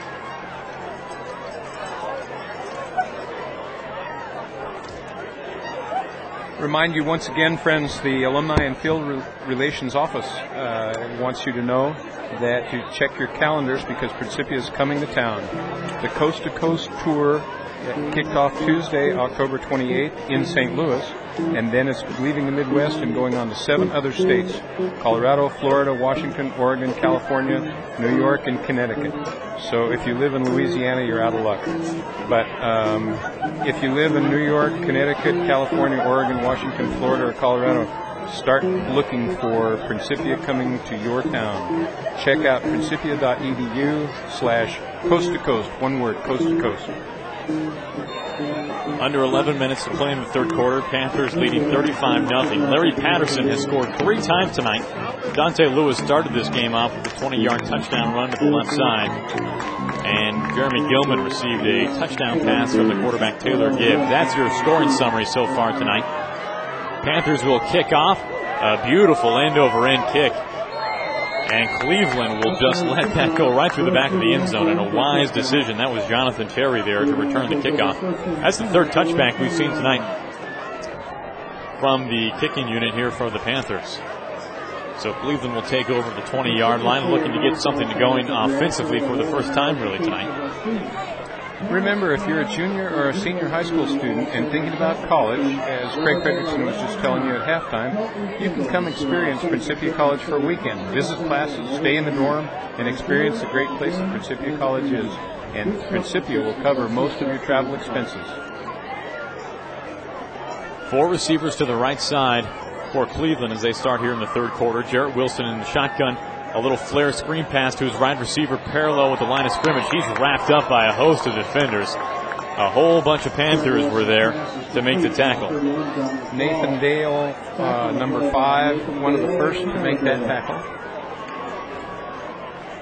These receivers for Cleveland have been bunched up, which has been easy pickings for the defensive backs here tonight so far for the Panthers. We've seen Akira Mariuma around the ball plenty this evening. You say that very well, Aaron. Ask him. I think he's the final opinion on that. Oh. 4 receivers to the short side of the field for Wilson, who's in the shotgun. 1 receiver left. He's being covered by Gibbs. Quarterback draw right up the middle. Stuff going nowhere. Panthers defensive line all over it. Timothy Gilman in there to make the hit initially. He's got to at least bring that ball up and pretend like it's going to be a pass to get those linebackers to drop off of him. When he takes the ball and immediately starts forward, doesn't fool anyone, and the Panther defense is all over him. Josh Benson plugged the hole very nicely there for the Panthers defensive line. What number is he? Josh Benson is number 75, a junior guard defensive end, 6 foot 155 for this Panthers D line. Where's he from? You have to keep asking, don't you? Wilson fires over the middle. Dante Lewis in coverage breaks up the pass. Looked like pass interference on Dante Lewis, but it wasn't called. He was over that receiver's back, but it wasn't called. 4th and 14. Clock rolls, 8:41 and counting down. Panthers leading 35-0. And back deep in their own territory at their own 16-yard line. Cleveland will be forced to punt. Back deep to return for the Panthers is Dante Lewis, who even if he had a fair catch, would have excellent field position for the Panthers. He stands right near the 50-yard line now, moving back to the 45. A wobbly punt that will take a hop. Now at the 45-yard line, and it's down by Cleveland at the 50, and that's not a wise move. That ball was taking Cleveland hops, no doubt about it. And there were so many Cleveland players down there that it would have been a very dangerous move for Dante to pick that ball up, and so chances are he would have stayed away from it. And you're absolutely right. That had another 10-yard roll in it. That was Ware who stopped the ball. He's the backup quarterback for Cleveland. Andre Ware used to play for Houston? Not Andre Ware, not the former Heisman Trophy winner. Okay. I thought maybe he had a little eligibility left. I saw him working a TV crew. Yeah. Maybe ESPN it was. Yeah. So 7:41 here in the third quarter to play. 1st and 10 at the 49-yard line of Panther territory. Gibbs under center, hands to Corey Fisher up the right side. He's wrestled down after a pickup of about 6 or 7. A nice job by Corey Fisher as the change of pace back here for the Panthers. Corey Fisher had a fine game against Brentwood last week. Just did an awfully nice job. And they were trading him back and forth as they're starting to do now with number 21. That's Tyler Dale. Right. So Corey Fisher heads to the sideline. Tyler Dale comes into the huddle. They were bringing the plays in during the Brentwood game, and they might be doing the same thing this time. Plays in from Coach Warwick. Nathan Dale is split left. Gibbs goes to pass this time, rolling wide side. Look out. And he will be not dropped down, but gets the pass off just in time to avoid the sack. His intended receiver was Nathan Dale. It was nowhere close, simply because of the pressure. Big guy coming from behind him that he didn't hear or see. Could have really slammed him hard, but didn't. So it's 35-0, Panthers leading. Mariuma coming into the huddle for the Panthers. 6:23 left to play here in the third quarter. 3rd and 3, ball at the Cleveland 44-yard line. Gibbs in the shotgun, one receiver each side, fumble. He dives to get on top of it. This could be really close. Cleveland looks like they have it, and they do. They do. Gibbs fumbled. It looked like either a fake handoff or maybe it was an intentional handoff, but nonetheless, Gibbs coughs it up. That's the first turnover this evening for the Panthers, so they are now +1 in the turnover battle. First fumble on the night.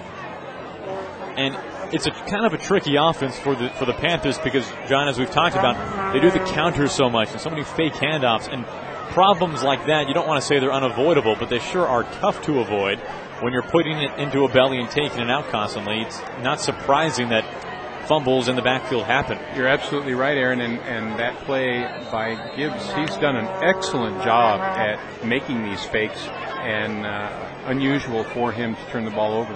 Cleveland takes over at their own 47-yard line, 1st and 10, 5:30 to play in the third quarter. They trail by 35 points. They fake the handoff. Now it's Wilson running right side, and he's tackled right near the line of scrimmage. Pong Lee and Jeremy Gilman in on the tackle.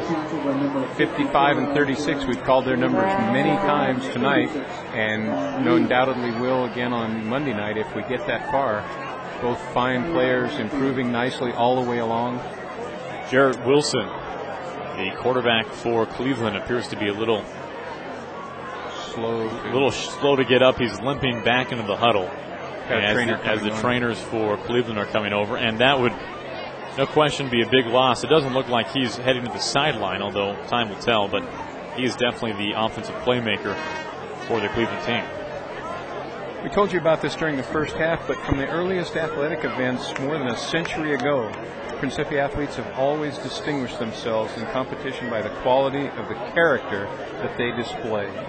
And if you've been involved with Principia at all, you know that character is at the foremost of everything that Principia tries to do. It's no coincidence. Through Principia's athletic program, students learn essential life lessons like leadership, discipline, teamwork, and selflessness. They also gain confidence through the practical use of Christian Science in overcoming barriers and limitations of all kinds. More later. Wilson has gone to the sideline. More banged up than we, I guess, appeared to think. Apparently. So a new quarterback in for Cleveland, and they go to the ground right away. It's Jonathan Terry. And This is a really hard loss for Cleveland. Terrible. They haven't had a lot going offensively. The scoreboard shows that. It's 35-0, Panthers on top. But Jonathan Terry has been one of the bigger targets offensively in the passing game for Cleveland so far tonight. And now with Wilson on the sideline, Jonathan Terry having to take snaps. There goes arguably one of your better receivers, if not the best receiver, for the Commanders so far tonight. Exactly. Quite a challenge for the Commanders now. So as the Panthers have been playing pass defense all tonight, no doubt they will probably have to shift into more of a run defense with Terry calling the snaps. Maybe direct snaps to Terry. There we go with the option. Went to pull the option. This time he pitches it off, and a nice hit by Nathan Dale. Hits the ball carrier right to the ground. That's Dominic Ball. Right, him again, yeah. Nice tackle by Nathan Dale. He's a nice athlete, that number 31 as well, as is Nathan Dale. Panthers happy to have Nathan Dale back after an arm injury. He, of course, we mentioned earlier, played in the Brentwood game last week. One of the leaders on this Panthers team. 3:35 as the clock rolls. 4th and 6. And Cleveland will be forced to punt with the ball at the 49-yard line. Larry Patterson, Dante Lewis back to receive. And a flag on the play.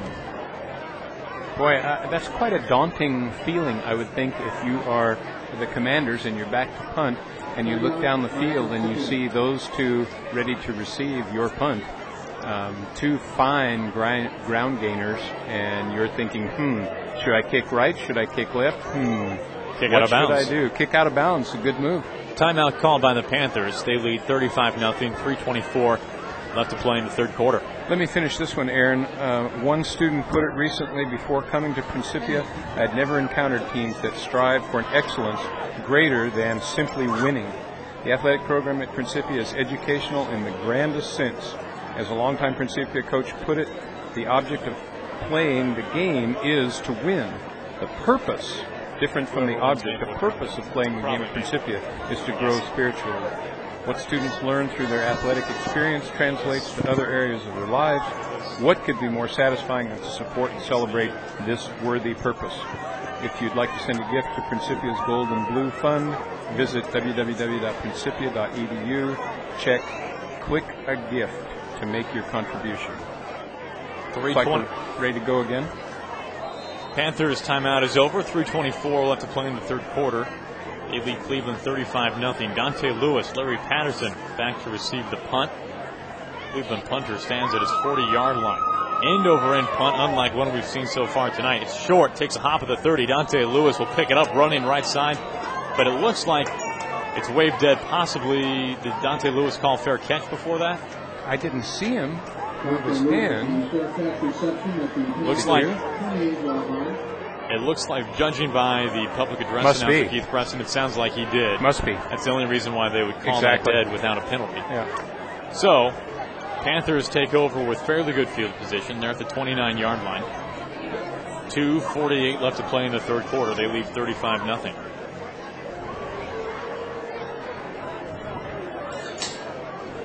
Taylor Gibbs in at quarterback for the Panthers, as he has been all night. And it looks like a flag down on the play already. Dead ball. Delay a game. And I can tell you, talk with any quarterback who's ever played here at this field, as beautiful as the field as this is, one of the handicaps of it is that there is no play clock. And that's not unusual for high school football. There are very few fields that have the luxury of having play clocks. But it sure makes it tough to find out how much time is on the clock. So 2:39 left to play here in the third quarter. Panthers leading by 35 points. Cleveland yet to score. It will be 1st and 10 at the 24-yard line. Not to make too much of that point, which is a great point, why don't they put one in? I mean, that's crucially important for the quarterback. It sure makes it tough. Yeah. The handoff goes to Dante Lewis up the middle. He picks up enough for the first down. Game. A run unlike some that we've seen from Dante Lewis. That was more of a bulldozer type of running style. Normally he's more left and right scat back, but pure north and south running there from Dante Lewis. He went for a touchdown on that same play last week when they both they continued to guard him around each end. Around the end, and then they handed off to him, and he went right up the middle for about a 60-yard gain and a touchdown. What was that noise in the background? An overzealous number 2 broadcaster, I think is what it was. 1st and 10, ball at the 36-yard line. But it wasn't. Larry Patterson takes the handoff, moving right side, picks up some blocks, and advances it almost far enough for a first down. He's about 3 yards shy. So first it's Dante Lewis, next it's Larry Patterson. Right, exactly. And if you're on the defense, you're just which end is up? Where do I go next? Yeah, who's on first? Tyler Dale coming in. And then they set it up with Dale and Corey Fisher. Corey Fisher, exactly. Nearing 1 minute left to play here in the third quarter. Panthers moving right to left on the far side of the field. Handoff goes to Dante Lewis, who has plenty of room to run at the 40-yard line into Cleveland territory at the 30 stutter steps, and he fumbles the football. Oh, no. Cleveland picks it up, advances it 10 yards, and is taken down. And I was just about to say, Dante Lewis just has to get the heck out of bounds because he was going nowhere. There were about 4 guys who had missile lock on him right by the sideline. And he gets tackled and loses the football before he gets taken down on the ground. And a huge run and a huge gain by the Panthers is now given back to Cleveland as they take over at the 42-yard line with 32 seconds and counting left to play here in the third quarter. That's the exact same play we saw him get hurt on during the first half. And I'm surprised that the coaches haven't taught him, just as you're saying, listen, if you can't do it, you can't do it. Go ahead and step out of bounds. That's fine. Second fumble on the night for the Panthers. So 2 fumbles each side. Turnover margin is now at 0. They will get a playoff before the second half. Another new quarterback for Cleveland as they swing the pass out to the left side. Receiver has room to run, gets shoved out of bounds after picking up a first down. New quarterback into play. Looks like it's Edward Ware. Right. We've seen Mr. McKnight from Lutheran North, and now Edward Ware from Cleveland High. That does it for the third quarter. Panthers still in command of this game, 35-0. But Cleveland picks up a first down and are driving. They hope to get on the scoreboard as we start play in just a few moments in the fourth quarter. We can tell you again, the Principia Guest House is your home away from home when you're visiting Principia College. Are you aware that the guest house has a well-equipped kitchen where you can surprise your son or daughter with a favorite home-cooked meal?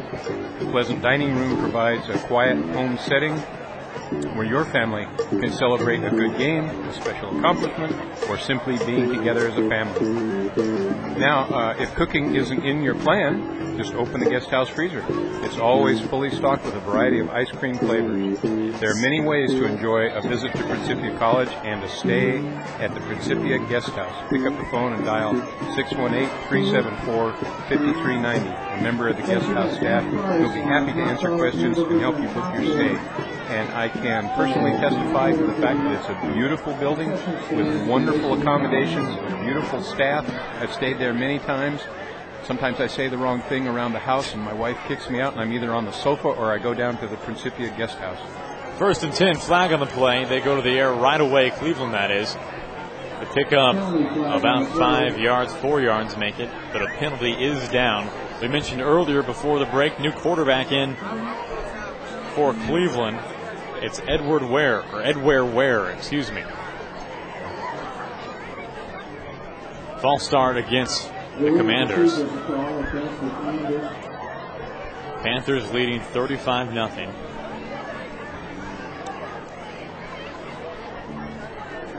A number of penalties as this game has progressed. A lot of costly penalties for Cleveland, negating some of their only big offensive plays on the night.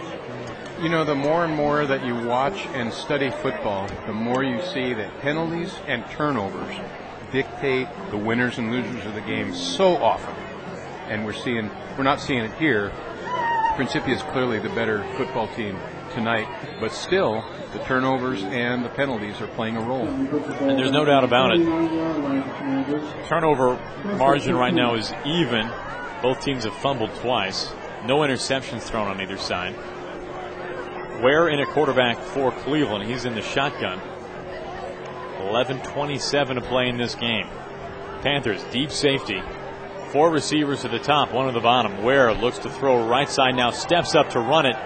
And that's Nathan Dale, who will tackle him after a minimal gain. Ware's a good-sized kid, too, isn't he? Sure is. No height or weights on the roster given to us by Cleveland. But he's a tall player. Well, it's a shame that number 12 is not going to finish this game. He's a fine athlete and really the spark plug for their team. It's going to be very difficult for them to get back into this game with number 12 not in there. We haven't seen Ware go to the air too often. He has thrown one pass. But with Jonathan Terry now split out a wide receiver, his biggest target is at least available. Right. 4 receivers bunched to the top, 1 at the bottom. Ware takes a shotgun snap, drops back, fires over the middle. It's incomplete. Stayed in there nicely, though, didn't he? With sure the did. face of 3 Principia defenders coming right at him. Intended for Steve Smith. And Ware is showing some nice composure in the pocket. Right. Something that you don't normally expect from a third-string quarterback. Right. We had a similar situation when I was coaching football for the Principia College back in the early 90s. We had a kid named Matt Newton playing for us, a terrific athlete, one of the best Principia's ever had. And he was such a good athlete that we couldn't figure out where to use him, at wide receiver or a quarterback or a running back. We finally put him mostly at wide receiver, some running back, but a terrific athlete and a great kid, too. I hope he's listening. 3rd and 11. Ball at the Panthers' 47-yard line. The throw is to the left side. It's well over the head of any Cleveland receiver out of bounds. Mercy rule in effect here at McCandless Field. The clock continues to roll even though the pass is out of bounds. Panthers are leading by 35. Cleveland yet to get on the scoreboard tonight. Makes it 4th and 11. And once again, Cleveland is forced to punt. No Dante Lewis to return this punt. Rather, it's Nathan Dale and Larry Patterson.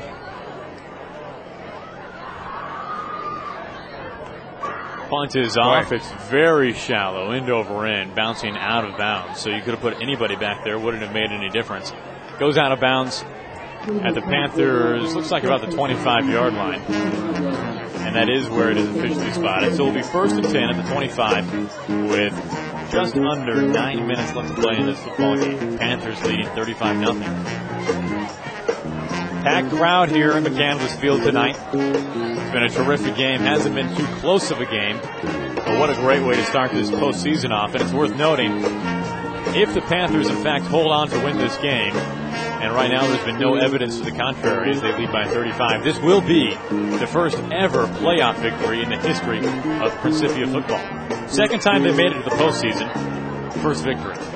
Congratulations to Coach Warwick if they hold on.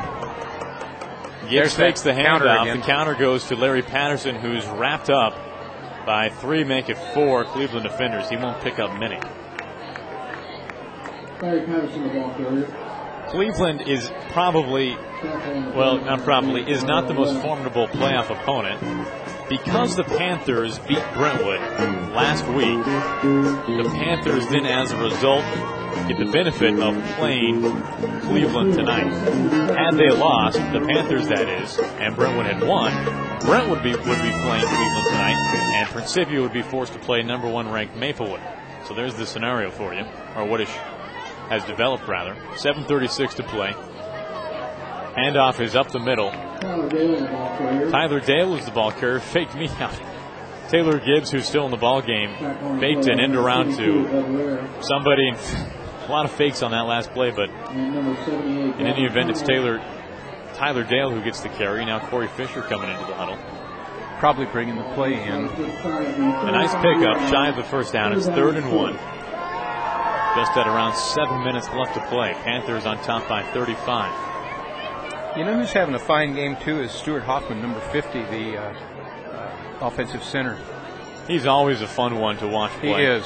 Corey Fisher with a nice hold, making his way down the left side into Cleveland territory at the 40 and wrestled out of bounds.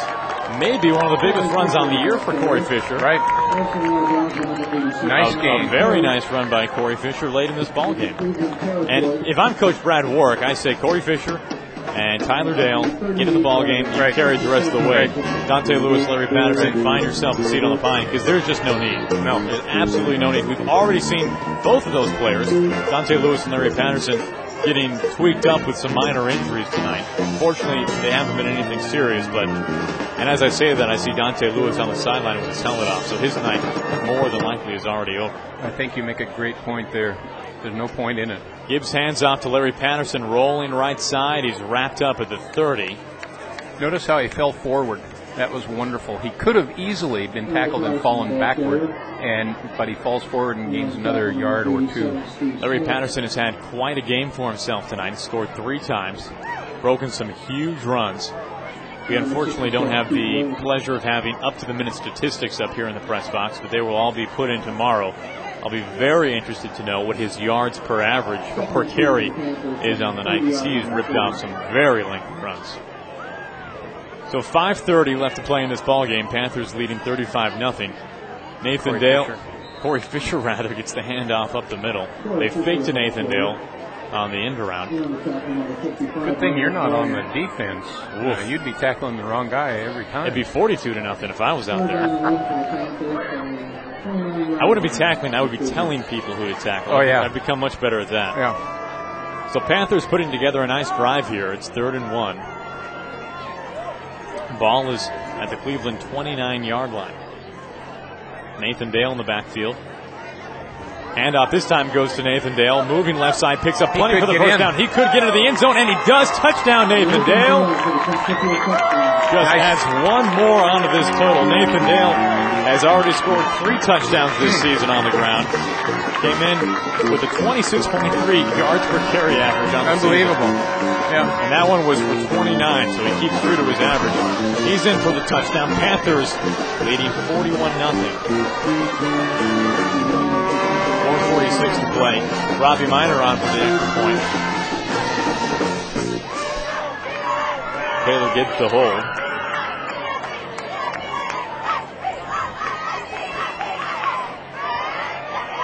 Timothy Gilman on the snap. Kick is up, end over end. Looks nice from here, and it is good. So Panthers leading 42-0. A little comparison here. This could be interesting. It's really not worth a whole lot, but interesting nonetheless. When when Maplewood played Cleveland, the final score was 67-6. More than likely, as we talked about earlier, Principia will play Maplewood next week. This is the one common opponent that Maplewood and Principia have had, and that's Cleveland. So far, the score right now, 42-0. Panthers leading. Maplewood scored 67, so they scored more. However, Cleveland got on the board, so it's, 6 and 1, half a dozen the other. Bottom line is Cleveland didn't score a lot, and the other team did. So that's how we got here. Panthers get set to kick off. They are in full command of this ball game, leading 42-0. Nick Barron to kick off. He has been sensational kicking off the team so far tonight. 3 touchbacks tonight already. One of the leaders in the area with average kickoff distance. Just terrific. We'll see how far he can kick this one.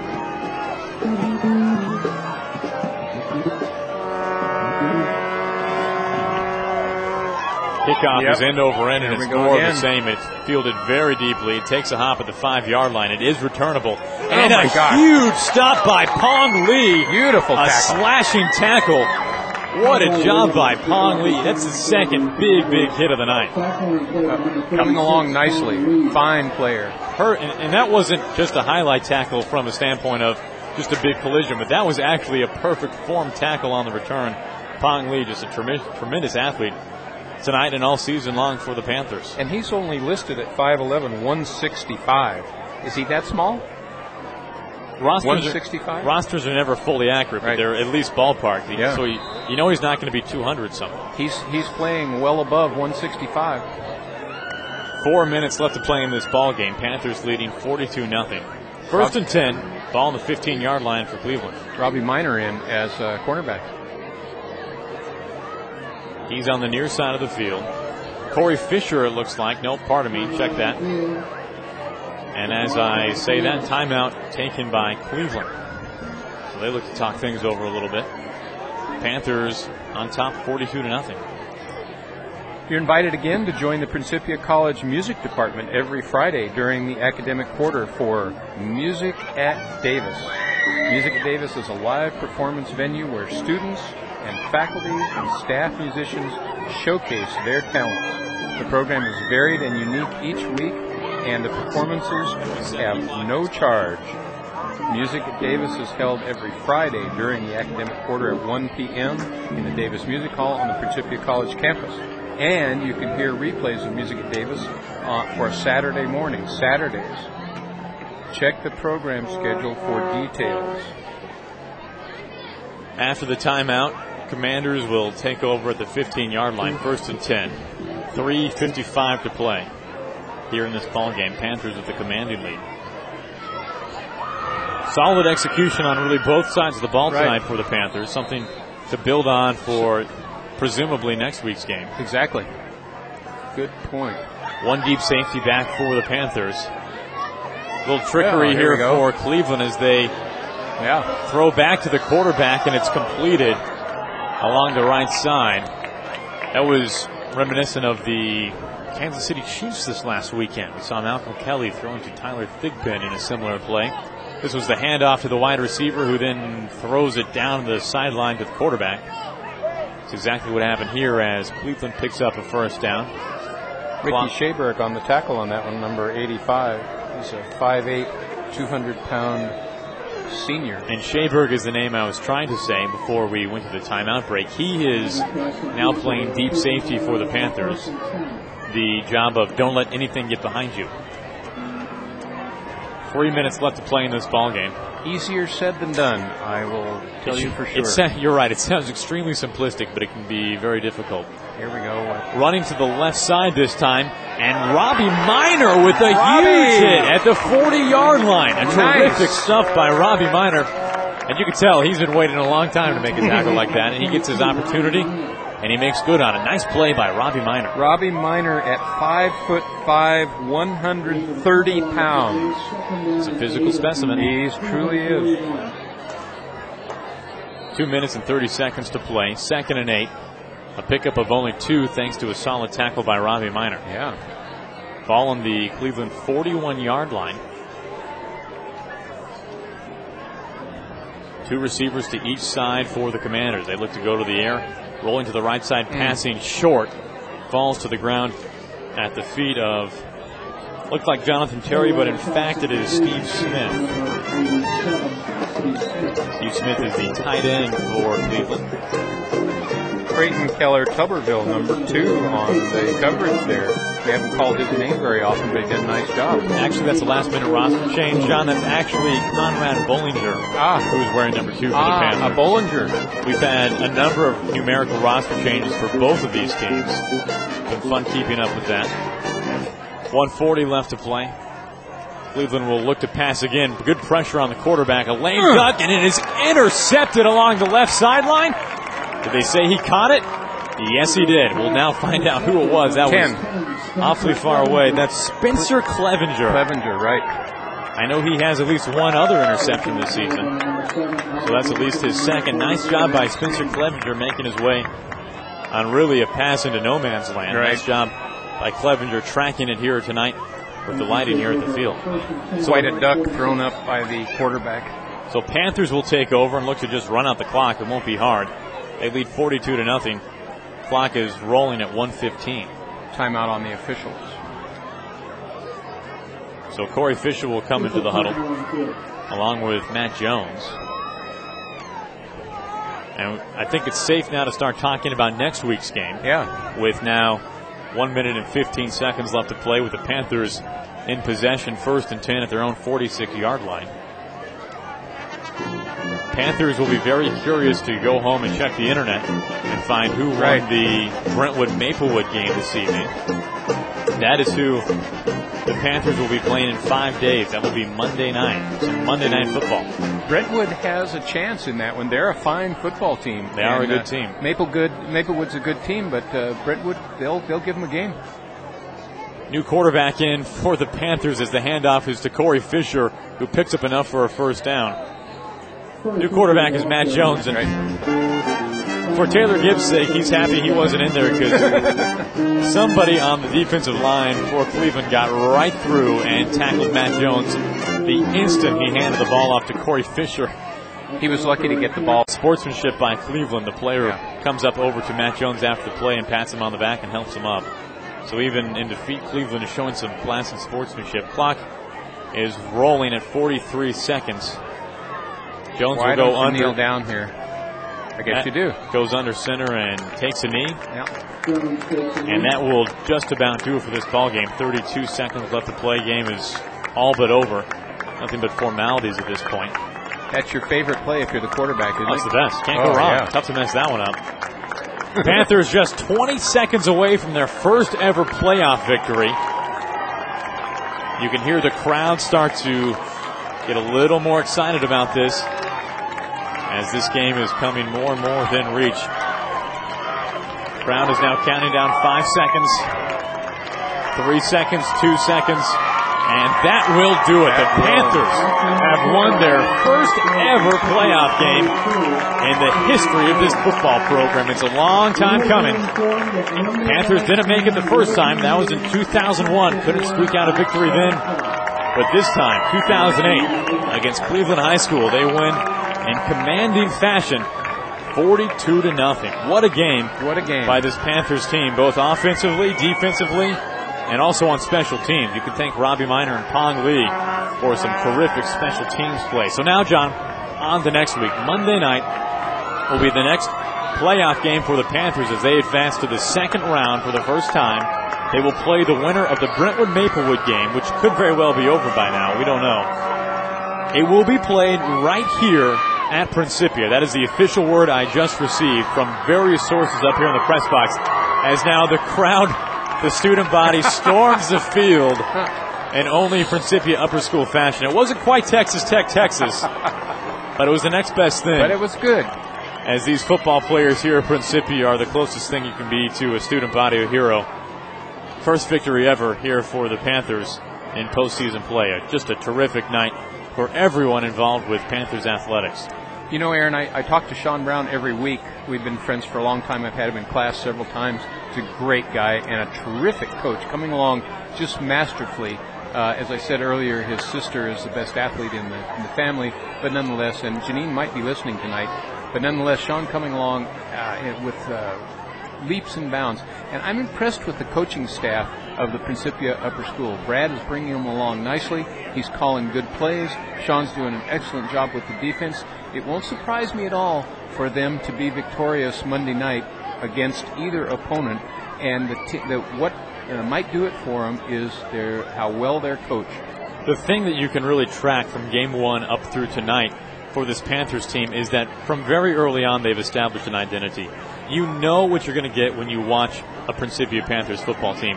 They're going to establish the run with Dante Lewis and Larry Patterson. Right. They'll mix in the counter plays and the play-action pass. Right. Taylor Gibbs will do a terrific job of managing the game, and he'll make the big throws when he needs to, and those typically go to Nathan Dale and Gilman at tight end.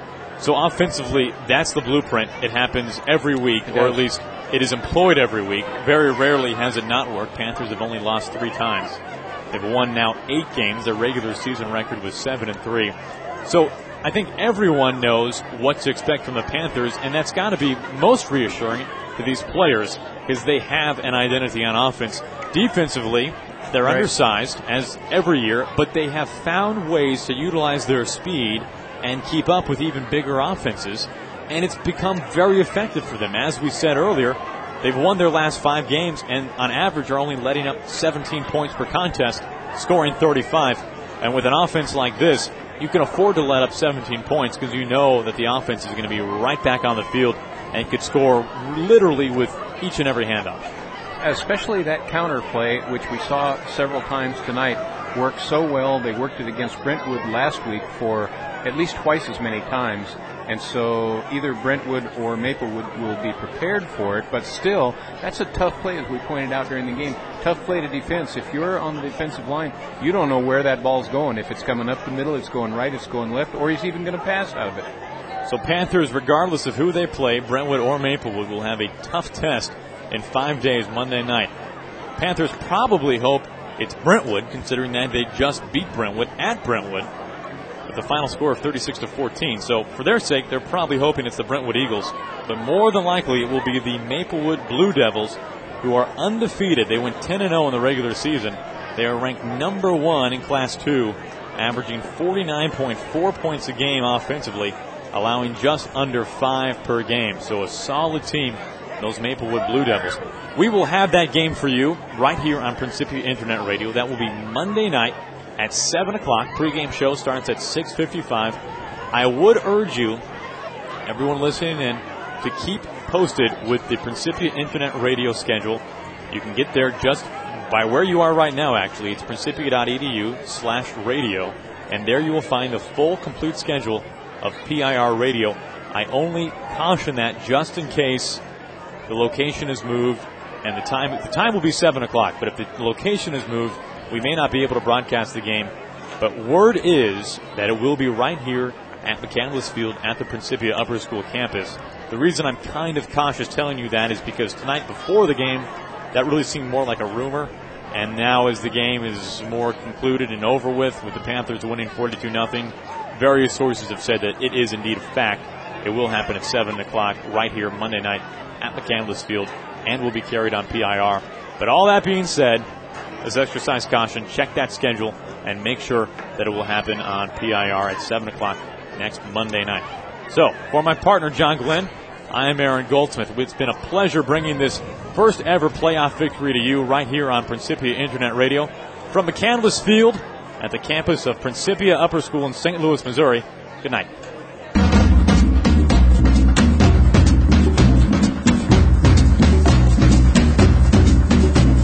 We hope you've enjoyed today's live football broadcast from McCandless Field at John Jamerson Stadium in St. Louis. Follow the live play-by-play action of Principia Upper School football all season long here on Principia Internet Radio. The Gold and Blue play here on PIR.